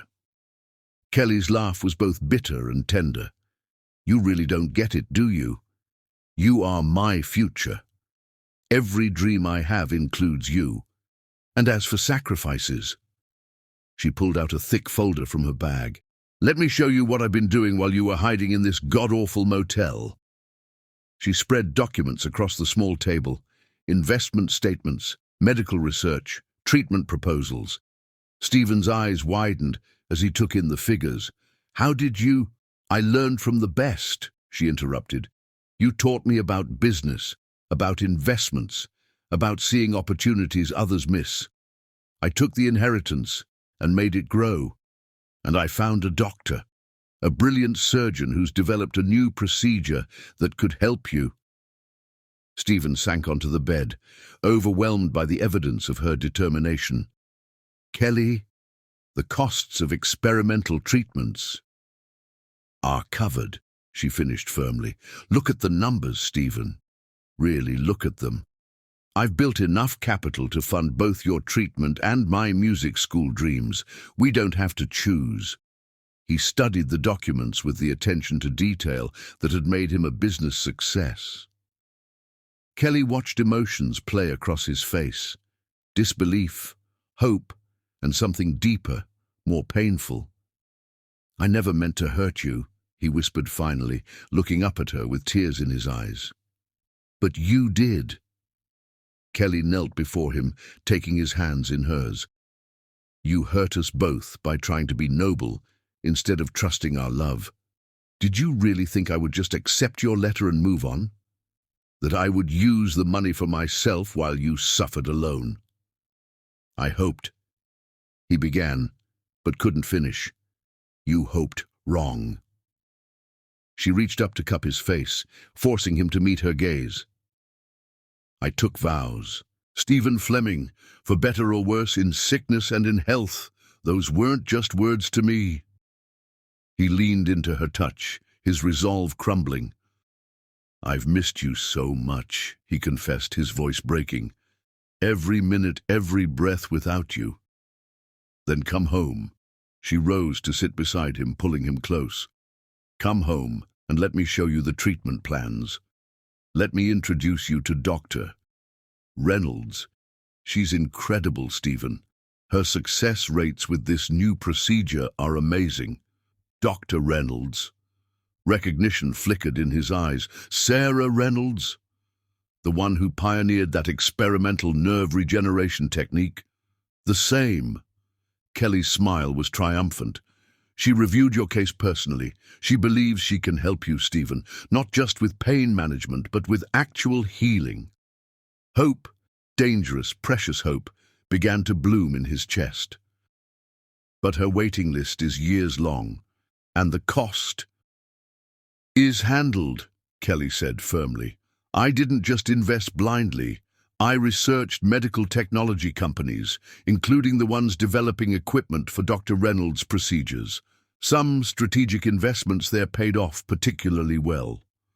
Stephen stared at her in amazement. When did you become such a savvy investor? When my husband taught me everything he knew about business, then left me with an inheritance and a broken heart to fix. Her tone softened. I had excellent motivation to succeed. The weight of his mistake pressed down on him. I thought I was setting you free, he whispered, giving you a chance at a normal life. Normal?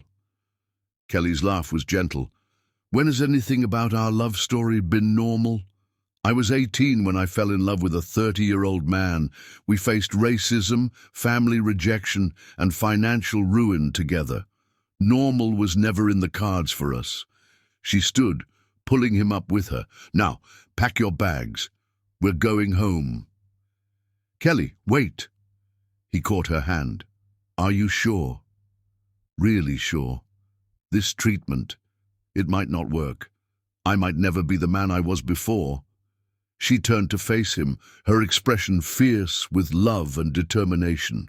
You're right, you might never be that man again, but you'll be the man you are now, the man I've loved through 5 years of struggle, the man who tried to break his own heart to protect mine, the man I choose every single day of my life. Tears spilled down his cheeks as he pulled her into his arms. I don't deserve you, he whispered into her hair. Good thing love isn't about deserving. She held him tight, feeling his tears dampen her shoulder. It's about choosing, and I choose you, Stephen Fleming. I will always choose you. They stood there, holding each other, letting months of separation and pain dissolve in the healing power of their reunion. Finally, Kelly pulled back just enough to look into his eyes. Promise me something, she said softly. Promise you'll never try to leave me again. No matter how noble your intentions, no matter how much you think you're protecting me, promise me we face everything together from now on." "I promise," he whispered, sealing the vow with a kiss that tasted of tears and hope and coming home. Together, they packed his meager belongings. Kelly insisted on carrying his bag, noting how the weeks of isolation had weakened him. In the parking lot, she guided him to her car, refusing to let him waste another penny on this place. As they drove home, Stephen reached for her hand. "Tell me more about Dr. Reynolds's procedure." Kelly's face lit up as she explained the innovative treatment that could potentially restore much of his mobility and reduce his pain. She'd done exhaustive research, understanding every aspect of the procedure and its implications. "The initial surgery is just the beginning," she explained. "There's intensive rehabilitation afterward, but Dr. Reynolds says your age and overall health make you an excellent candidate. She believes you could see significant improvement within 6 months." "And you're sure about the financial side?" he asked, old worries creeping in.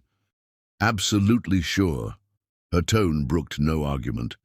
"I've structured our investments to provide both immediate funds for treatment and long-term stability.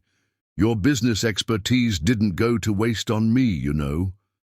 They arrived home, their modest house that somehow seemed to welcome them back with open arms. Kelly helped Stephen inside, noting how he leaned more heavily on his cane than before. "First things first," she declared, steering him toward their bedroom. "You need rest in a proper bed, then food. You've lost weight. After that, we'll go through all the treatment information together." Stephen allowed himself to be guided, too overwhelmed by emotion to resist. Their bedroom was exactly as he'd left it, but Kelly's scent was stronger now, washing away the sterile memory of the motel room. As he sank onto their bed, exhaustion hit him full force. Kelly sat beside him, running her fingers through his hair, the way she knew he loved. "Sleep," she said softly. "I'll be here when you wake up." "Promise?" He caught her hand, suddenly afraid this was all a dream. "Promise." She kissed him gently. "Always." Stephen drifted off to the sound of Kelly humming their song, her presence anchoring him in a way the past weeks of solitude had made him forget was possible. His last conscious thought was a prayer of gratitude for a love strong enough to find him and bring him home. Chapter 9. The Long Journey. For years, they traveled across the country seeking treatments. Each new city brought its own challenges and hopes, but Kelly and Stephen faced them together, their bond growing stronger with every mile. Dr. Reynolds's revolutionary procedure in Boston marked the beginning. The surgery lasted 12 hours, during which Kelly paced the waiting room, alternating between prayer and reviewing investment reports on her laptop. When the doctor finally emerged, her smile held cautious optimism. "The nerve regeneration procedure went well," she explained, "but this is just the first step. The real work begins with rehabilitation." Stephen's recovery was grueling. Physical therapy sessions left him drenched in sweat, his body fighting to relearn movements that had once been natural. Kelly was there for every session, encouraging him through each small victory and holding him through moments of frustration. "You don't have to watch this," he said one particularly difficult day, when pain had reduced him to tears. Kelly took his face in her hands. "I don't have to. I choose to. Your struggles are my struggles, remember." Between therapy sessions, Kelly managed their growing investment portfolio with remarkable skill. The initial success of her medical technology investments had given her the confidence to diversify. She had an uncanny ability to spot emerging trends, combining Stephen's taut business acumen with her own intuitive understanding of market dynamics. Their hotel room in Boston became a command center of sorts. Medical documents shared space with financial reports on the small desk. Kelly worked late into the night, coordinating with brokers and researching new opportunities while Stephen slept fitfully, his body adjusting to the dramatic changes happening within. 3 months into their Boston stay, Dr. Reynolds recommended a specialist in Chicago who was doing groundbreaking work with neuromuscular rehabilitation. His techniques could complement the nerve regeneration, she explained. I think the combination could significantly improve your outcomes. So they moved to Chicago, where Dr. Harris introduced them to an intensive therapy program that pushed Stephen to his limits. The winter wind off Lake Michigan was brutal, but they found warmth in small victories. The first time Stephen could stand without his cane, the morning he managed to walk a full block without stopping. Kelly's investments continued to flourish. She had an almost magical touch with startup companies, particularly in the medical technology sector. Their financial advisor joked that she should start her own investment firm. Maybe someday, Kelly would say, her focus never wavering from Stephen's recovery. For now, I have more important priorities. Their journey took them to Phoenix next, where a holistic treatment center offered innovative pain management techniques. The desert air seemed to help Stephen's joints, and the combination of traditional medicine with alternative therapies showed promising results. Kelly found time between Stephen's treatments to take online business courses, expanding her knowledge of investment strategies and market analysis. She was building something remarkable. Not just a fortune, but a foundation for their future dreams. They celebrated small milestones along the way. In Denver, Stephen walked up a flight of stairs without assistance for the first time since the accident. In Seattle, he managed to stand for an entire hour during Kelly's impromptu jazz performance at their hotel's piano bar. Through it all, their love deepened in ways neither had thought possible. Physical intimacy remained challenging, but they discovered new ways to express their devotion. Kelly would read to Stephen during his therapy sessions, their hands intertwined. He would listen to her practice new songs, offering the same thoughtful feedback he'd given when they first met. The medical bills were staggering, but Kelly's investment strategy more than kept pace. She had an almost prescient ability to identify companies on the verge of breakthrough developments. Their financial advisor started calling her the Oracle. I just pay attention, Kelly would say modestly, and I learned from the best. She always looked at Stephen when she said this, remembering their early days when he taught her about business between hospital stays. Their travels brought them to Baltimore, where a renowned pain specialist offered a new approach to nerve pain management.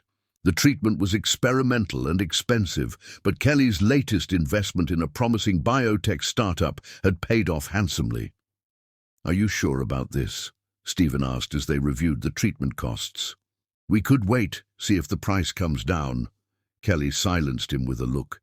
Do you remember what you taught me about opportunity costs? Sometimes waiting costs more than acting. Your pain levels are dropping. Your mobility is improving. We're not stopping now. The Baltimore specialist, Dr. Patel, was impressed by their dedication. I've never seen a couple so committed to the healing process, she told them. Most people give up after the first or second attempt. Giving up isn't in our vocabulary, Kelly replied, her hand finding Stephen's automatically. Their hotel room in Baltimore overlooked the harbor. On clear days, they would watch the ships come and go, drawing parallels to their own journey. Each treatment is like a different port, Stephen mused one evening, and you're my compass, always pointing the way home. Kelly's response was to pull out her laptop, showing him the latest returns on their investments. Look at this, she said, highlighting a particular portfolio. The medical technology sector is booming. Our initial investment has tripled. Stephen studied the figures with pride. You've become quite the financial wizard. I had a good teacher, she smiled, and excellent motivation. Their next stop was Houston, where a team of specialists offered a coordinated approach to Stephen's ongoing recovery.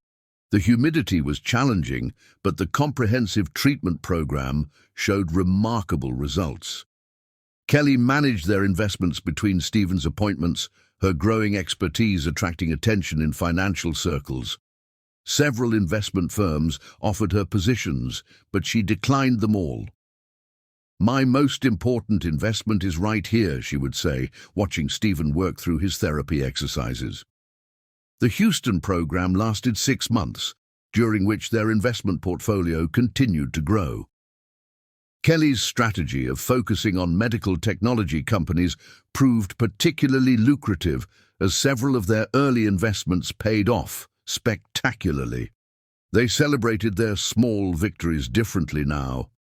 Instead of expensive restaurants or luxury hotels, they found joy in simple pleasures, watching the sunset from their hotel balcony, sharing quiet moments between treatments, planning for a future that looked brighter with each passing day. Stephen's progress, while not miraculous, was steady and undeniable.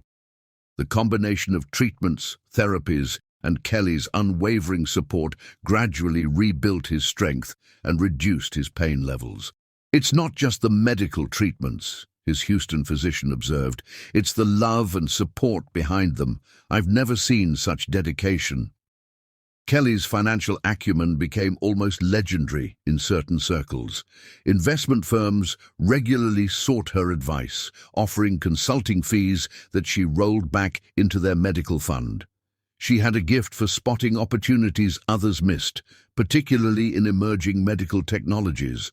Their journey wasn't just about physical healing, it was about rebuilding their lives together, stronger than before. Each city they visited added another layer to their love story, another chapter in their shared history of determination and devotion.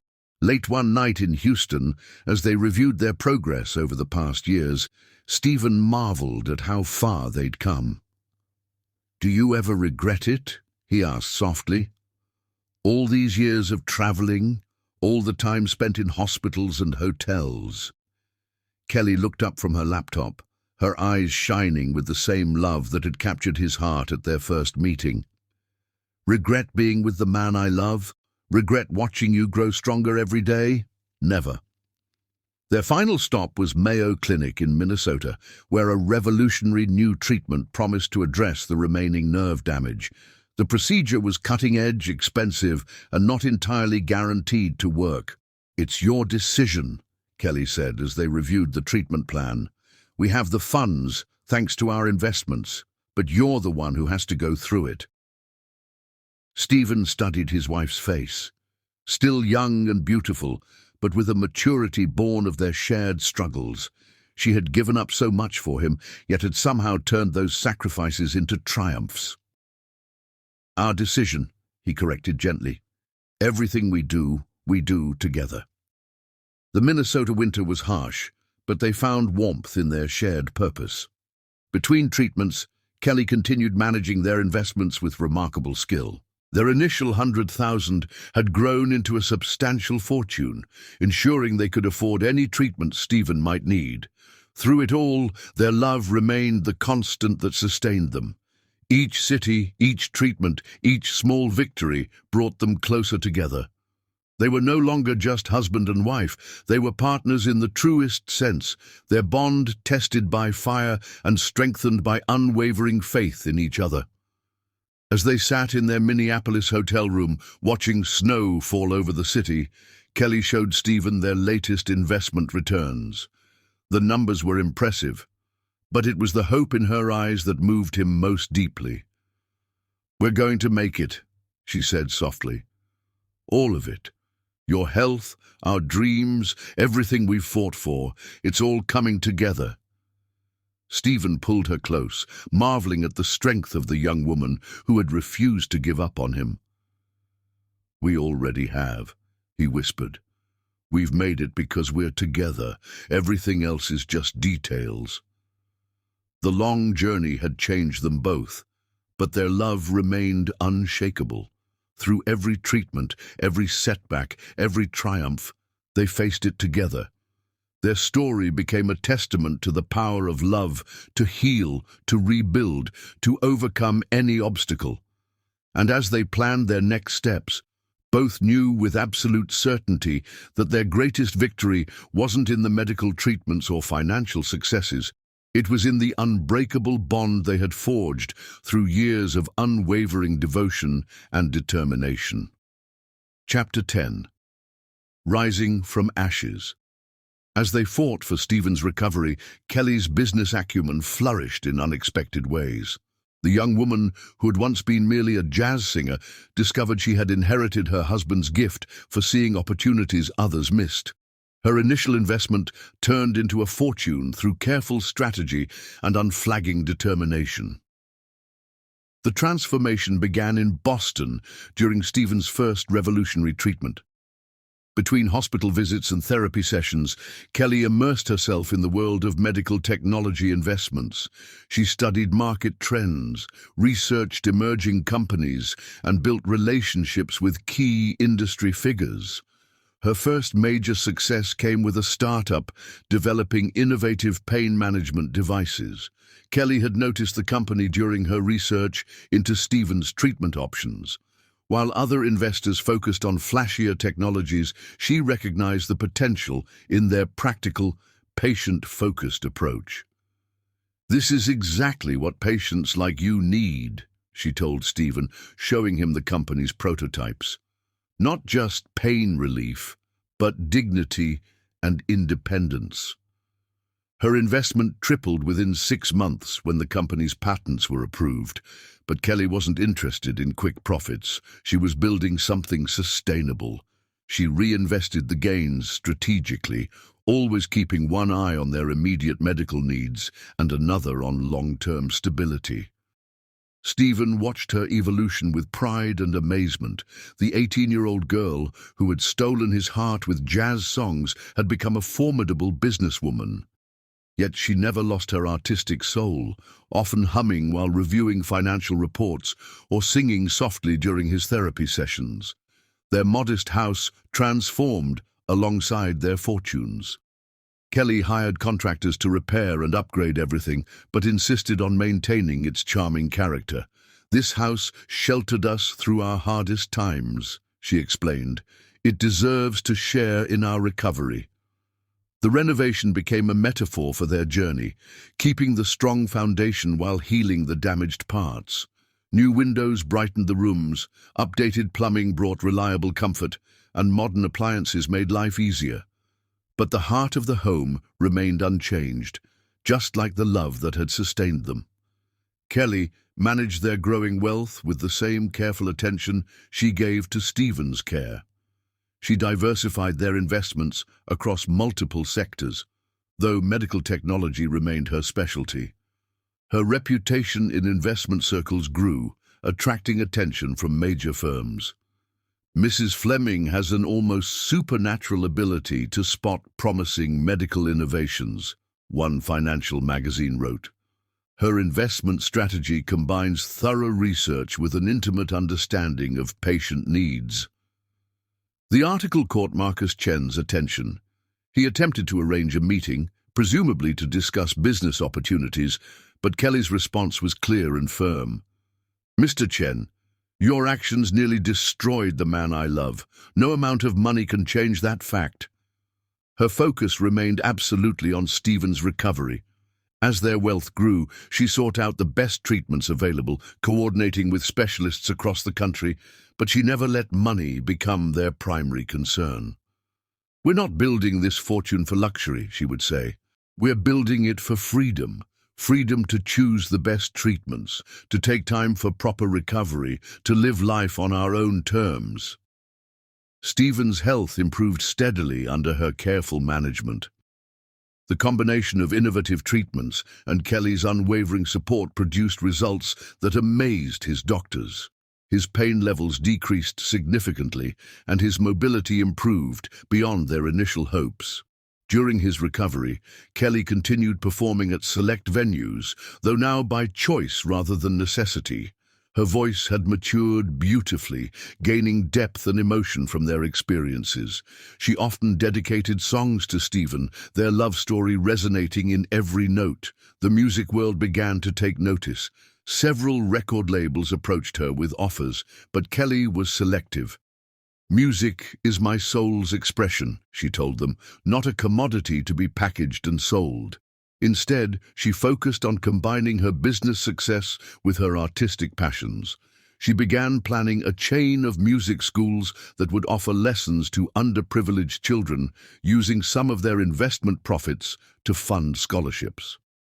"Everyone deserves a chance to find their voice," she explained to Stephen, "just like you gave me a chance that night at the gala." Their social circle changed as their fortunes improved.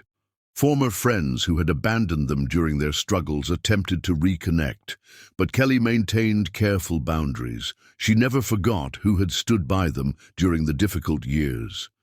The investment world constantly sought her advice, particularly regarding medical technology ventures.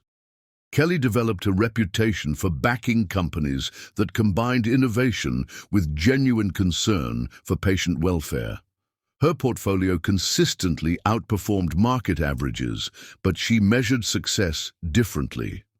"Every investment we make has to serve a greater purpose," she insisted, "whether it's advancing medical treatment, improving patient care, or making healthcare more accessible." Stephen's consulting work gradually resumed as his health improved, but now on his own terms. His experience as a patient had given him valuable insights into healthcare administration.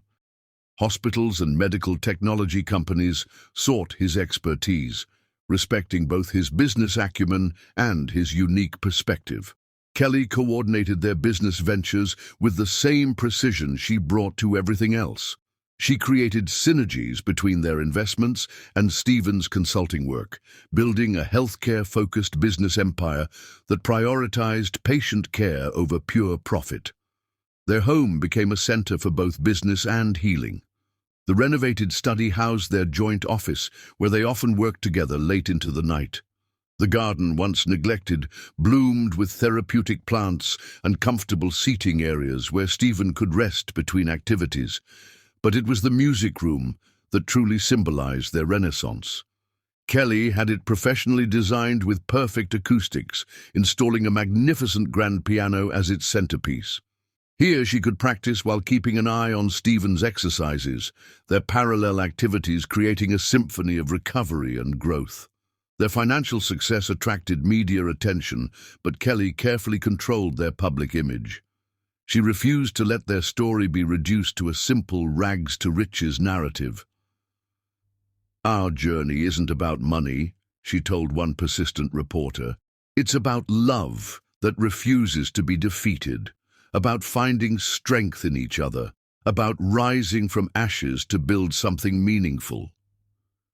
The reporter pressed for details about their wealth, but Kelly's response was characteristically dignified. "Our greatest fortune isn't in our bank accounts. It's in the life we've built together. In every step my husband takes without pain, in every smile that reaches his eyes." Their philanthropy focused primarily on medical research and music education.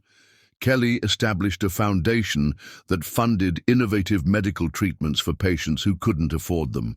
She never forgot their own struggles with medical bills and was determined to help others facing similar challenges. Stephen's recovery progressed to the point where he could accompany Kelly to foundation events, sharing their story to inspire others. Together, they became advocates for healthcare reform and patient rights, using their influence to push for meaningful changes in the medical system. Through it all, their love remained the cornerstone of their success. Kelly never let business responsibilities interfere with Stephen's care, and he supported her growing empire with pride and admiration. "You've surpassed everything I ever taught you," he told her one evening as they reviewed their latest ventures. Kelly's response was characteristic of her enduring devotion. "I had the best motivation, loving you and wanting to see you whole again." Their rise from ashes was more than a financial recovery. It was a testament to the power of unwavering love and determination. Kelly's business achievements were impressive, but she measured success by the light in Stephen's eyes and the ease of his movements. Together, they had built something remarkable from the ruins of their former life. Their love story became an inspiration, proving that true partnership could overcome any obstacle. They rose not just to reclaim what they had lost, but to create something far more meaningful, a legacy of love, healing, and hope. As Kelly's music schools took shape and their medical investments continued to flourish, they never forgot the lessons of their hardest days. Their wealth brought comfort and opportunities, but their greatest treasure remained unchanged, the love that had carried them through fire and rain, emerging stronger with each challenge overcome. Chapter 11. The Night of Miracles. 15 years after their wedding night, the moment they had dreamed of finally arrived. Stephen's final treatment had succeeded beyond their wildest hopes. His doctors were amazed by his recovery, though they attributed much of his success to Kelly's unwavering support and determination. Kelly had planned everything perfectly for this special night. Their bedroom was transformed into a haven of romance, filled with roses of every color. The soft strains of jazz music, their song, "At Last," played quietly in the background. She had spent weeks preparing, wanting everything to be perfect for their new beginning. The house was quiet, filled with anticipation. After all these years of struggle, of learning to express their love in other ways, they could finally share the physical intimacy that had been denied them since their wedding night. But it wasn't just about physical connection. It was about completing their journey of healing, about celebrating their triumph over every obstacle life had thrown in their path. Kelly moved through the room, lighting candles that cast a warm, golden glow. She hummed along with the music, her heart full of joy and nervous anticipation. Stephen was downstairs in his study, finishing some work, giving her time to prepare. Her hands trembled slightly as she adjusted the flowers, remembering all the years of waiting, of hoping, of fighting for this moment. A soft knock at the door made her turn. Stephen stood in the doorway, looking more handsome than ever. Years of physical therapy had restored his strength, and proper treatment had eased the lines of pain that had once marked his face.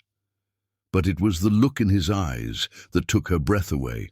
Love, desire, and an almost overwhelming gratitude. "Kelly," he breathed, taking in the transformed room. "This is... you are." She crossed to him, her movements graceful with purpose. "Tonight is about us," she said softly, "about celebrating how far we've come, about starting a new chapter in our story." Stephen pulled her close, marveling at how perfectly she still fit in his arms. 15 years had only enhanced her beauty, adding depth and character to her features. At 33, Kelly embodied both the young girl who had stolen his heart and the remarkable woman who had fought to rebuild their lives. "I love you," he whispered against her hair. "More than words can ever express."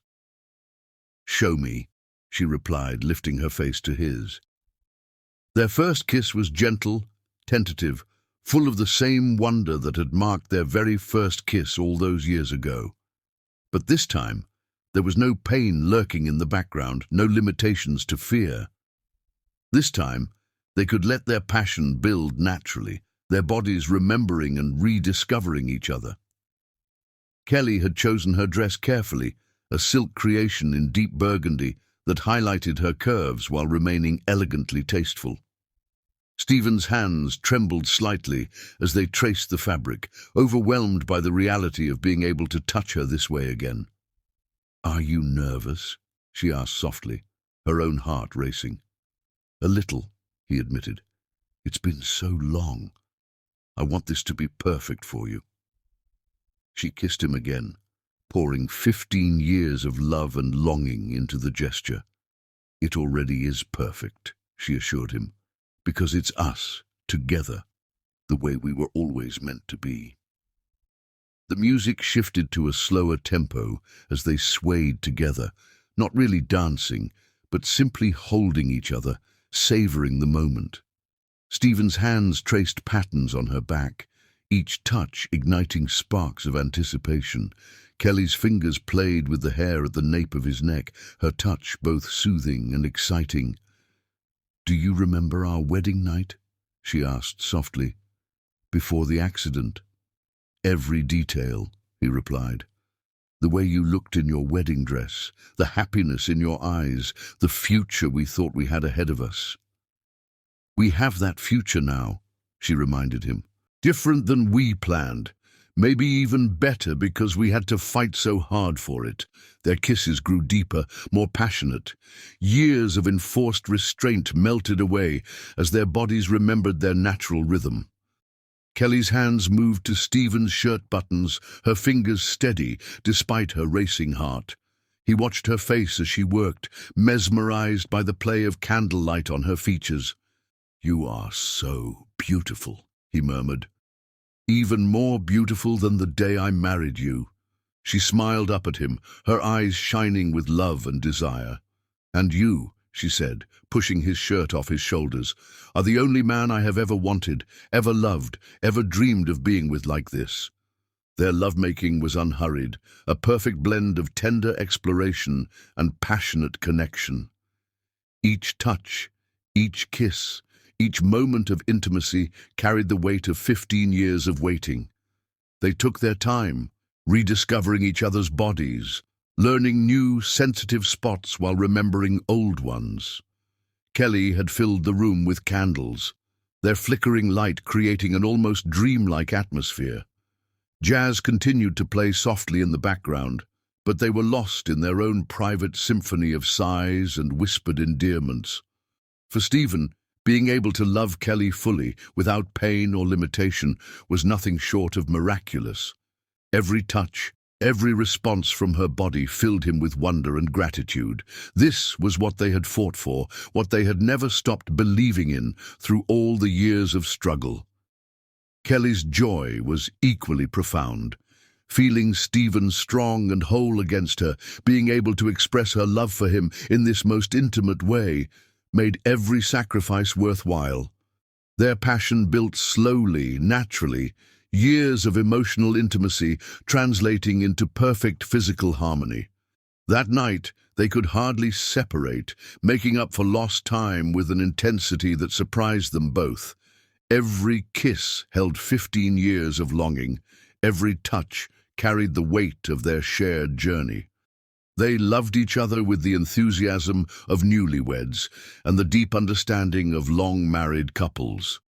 Between passionate encounters, they talked softly, sharing memories and dreams. Kelly told Stephen about the nights she had prayed for this moment, about never losing faith that they would find their way back to complete intimacy. He shared his own hopes and fears, marveling at how she had never wavered in her belief in their future. The night seemed to stretch endlessly, filled with moments of tender connection and passionate abandon. They explored each other thoroughly, making up for every moment they had missed, creating new memories to cherish. Dawn found them still awake, wrapped in each other's arms, their bodies satisfied, but their hearts still hungry for more connection. Kelly traced lazy patterns on Stephen's chest, enjoying the strong, steady beat of his heart beneath her fingers. "Thank you," Stephen said softly, playing with a strand of her hair. "For what?" "For never giving up, for believing in us even when I couldn't, for making this night possible through sheer force of will and love."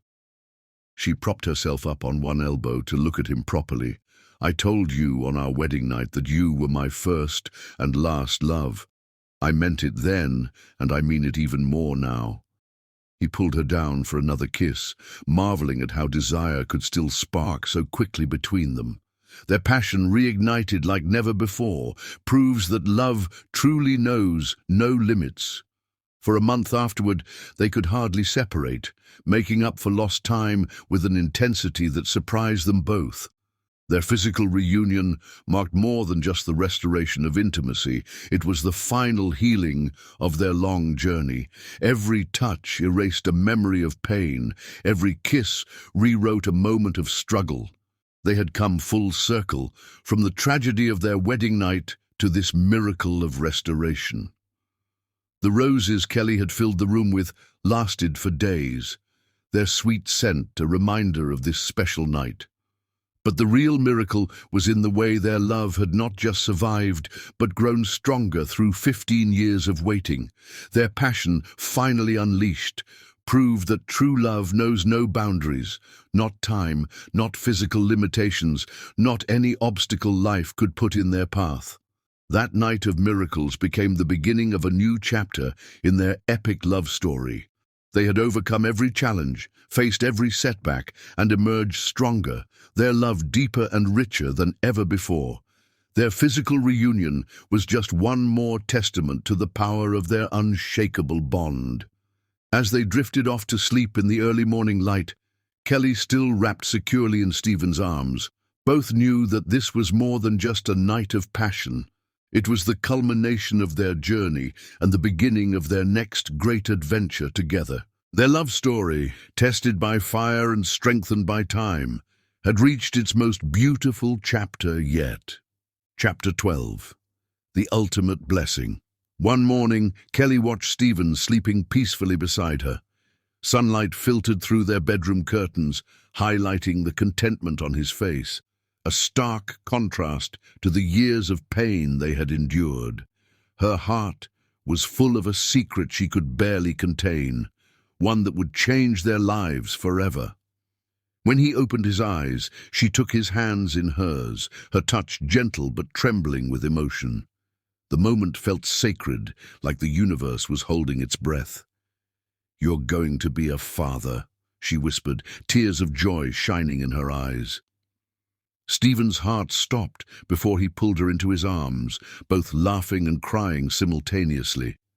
After everything they had been through, the accident, the years of struggle, the miraculous recovery, this seemed like the ultimate confirmation that their love could truly conquer all. "Are you sure?" he asked, his voice thick with emotion.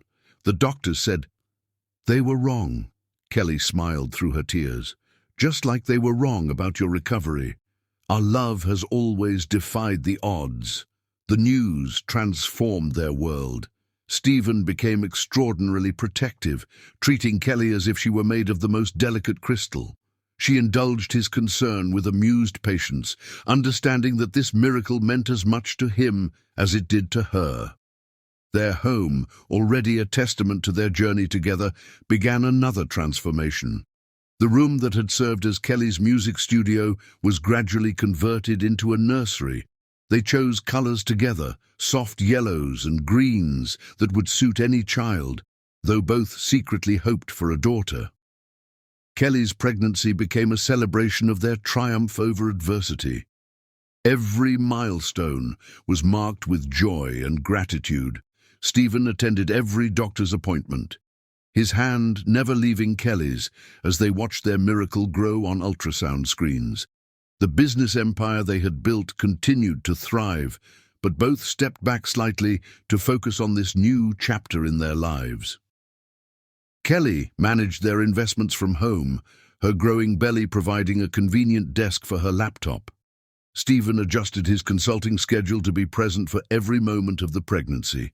Their doctor, amazed by the progress of this miracle pregnancy, became their biggest supporter. "In all my years of practice," she told them, "I've never seen a couple more deserving of this blessing." As Kelly's due date approached, they spent long evenings together in the nursery. Stephen would read aloud from children's books while Kelly rocked in the chair he had specially commissioned, a masterpiece of craftsmanship designed to support her changing body perfectly. "What shall we name her?" Kelly asked one night, her hands resting on her swollen belly. They had learned they were indeed having a daughter, though both had somehow known all along. "Hope," Stephen suggested, his hand joining hers, "because that's what she represents, the hope that carried us through every struggle." Kelly smiled, feeling their daughter kick as if in agreement. "Hope Fleming, it's perfect." The pregnancy wasn't without its challenges. Kelly's petite frame made the later months difficult, and there were moments of concern that sent them rushing to the hospital in the middle of the night. But each time, their daughter proved as resilient as her parents. 9 months after that magical morning revelation, Hope Fleming made her entrance into the world. The delivery was long and difficult, testing Kelly's strength to its limits. Stephen never left her side, supporting her through every contraction, every push, every moment of exhaustion. When Hope finally arrived, her first cry echoing through the delivery room, both parents burst into tears. She was perfect, her skin a beautiful blend of theirs, her eyes holding all their hopes and dreams. "She's exquisite," the nurse said, placing the newborn on Kelly's chest. "Look at that gorgeous skin tone. She's the best of both of you." Stephen couldn't take his eyes off his daughter. After 15 years of marriage, after all the struggles and triumphs, here was their ultimate blessing. Hope's tiny hand wrapped around his finger with surprising strength, as if making a promise to hold onto him forever. The first few weeks at home were a blur of midnight feedings, diaper changes, and absolute wonder. Kelly discovered that years of managing their business empire had prepared her well for the organizational challenges of motherhood. Stephen revealed a natural talent for baby care, his gentle strength perfect for soothing their daughter's occasional fussiness. Friends and family flocked to meet Hope, marveling at how she embodied the best of both parents. Her skin tone was a perfect blend of Kelly's rich brown and Stephen's fair complexion. Her eyes, though dark like Kelly's, had Stephen's thoughtful expression. Even as a newborn, she showed signs of both Kelly's musical inclination, responding to lullabies with rapt attention, and Stephen's analytical nature, studying everything with intense focus. "She's our bridge," Kelly observed one evening as they watched Hope sleep. "The physical manifestation of our love story." Stephen wrapped his arms around his wife, overwhelmed by the perfection of their family. A love story that's just beginning its next chapter. As Hope grew, she became living proof that their epic love story had produced the ultimate miracle. Her first smile, first word, first steps. Each milestone was celebrated with the joy of parents who had once thought such moments impossible. Kelly's lullabies took on new meaning as she sang to their daughter, her voice carrying all the love and hope that had sustained them through their journey. Stephen found himself composing bedtime stories that told their history in child-friendly terms, tales of princesses who never gave up on their princes, of love that could overcome any obstacle. Their home, once a symbol of their fall from grace and subsequent rise, became a sanctuary of family joy.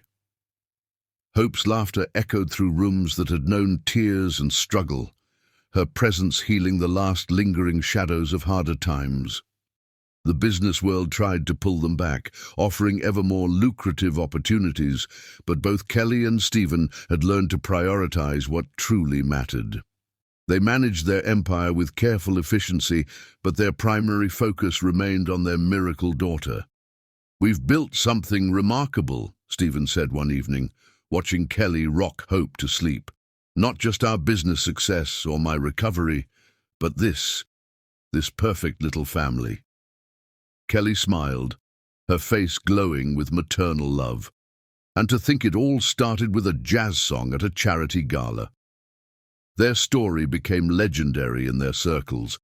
The young singer and the businessman who had overcome every obstacle life threw at them, culminating in this ultimate blessing. Hope's existence was proof that faith, determination, and unconditional love could work miracles. As Hope grew, she showed signs of inheriting the best qualities of both parents. She had Kelly's musical talent and Stephen's business acumen, her mother's determination and her father's compassion. But most importantly, she had their capacity for deep, unconditional love. Their journey had come full circle. From the young couple whose wedding night ended in tragedy, through years of struggle and triumph, to this perfect completion of their family. Hope was more than just their daughter. She was the living embodiment of their love story, proof that no obstacle was too great when hearts were truly united. Every night, as they tucked Hope into bed, Kelly and Stephen exchanged glances that held 15 years of shared history. Their love had not only survived every challenge, but had grown stronger, deep enough to create new life, to build a legacy of love that would continue through their daughter. And for Stephen and Kelly Fleming, their journey was just beginning. They had created something beautiful from adversity, built a love story that defied every expectation, and now had a daughter who represented every dream they had fought to achieve. Hope grew into a child who carried their story forward, her very existence a testament to the power of love to overcome any obstacle. She became the bridge between their past struggles and future dreams, the ultimate blessing that crowned their triumph over adversity. Their epic love story had produced the ultimate proof that faith, determination, and unconditional love could overcome any obstacle. And for Stephen and Kelly Fleming, watching their daughter grow into a perfect blend of them both, every moment was a reminder that their greatest adventures still lay ahead.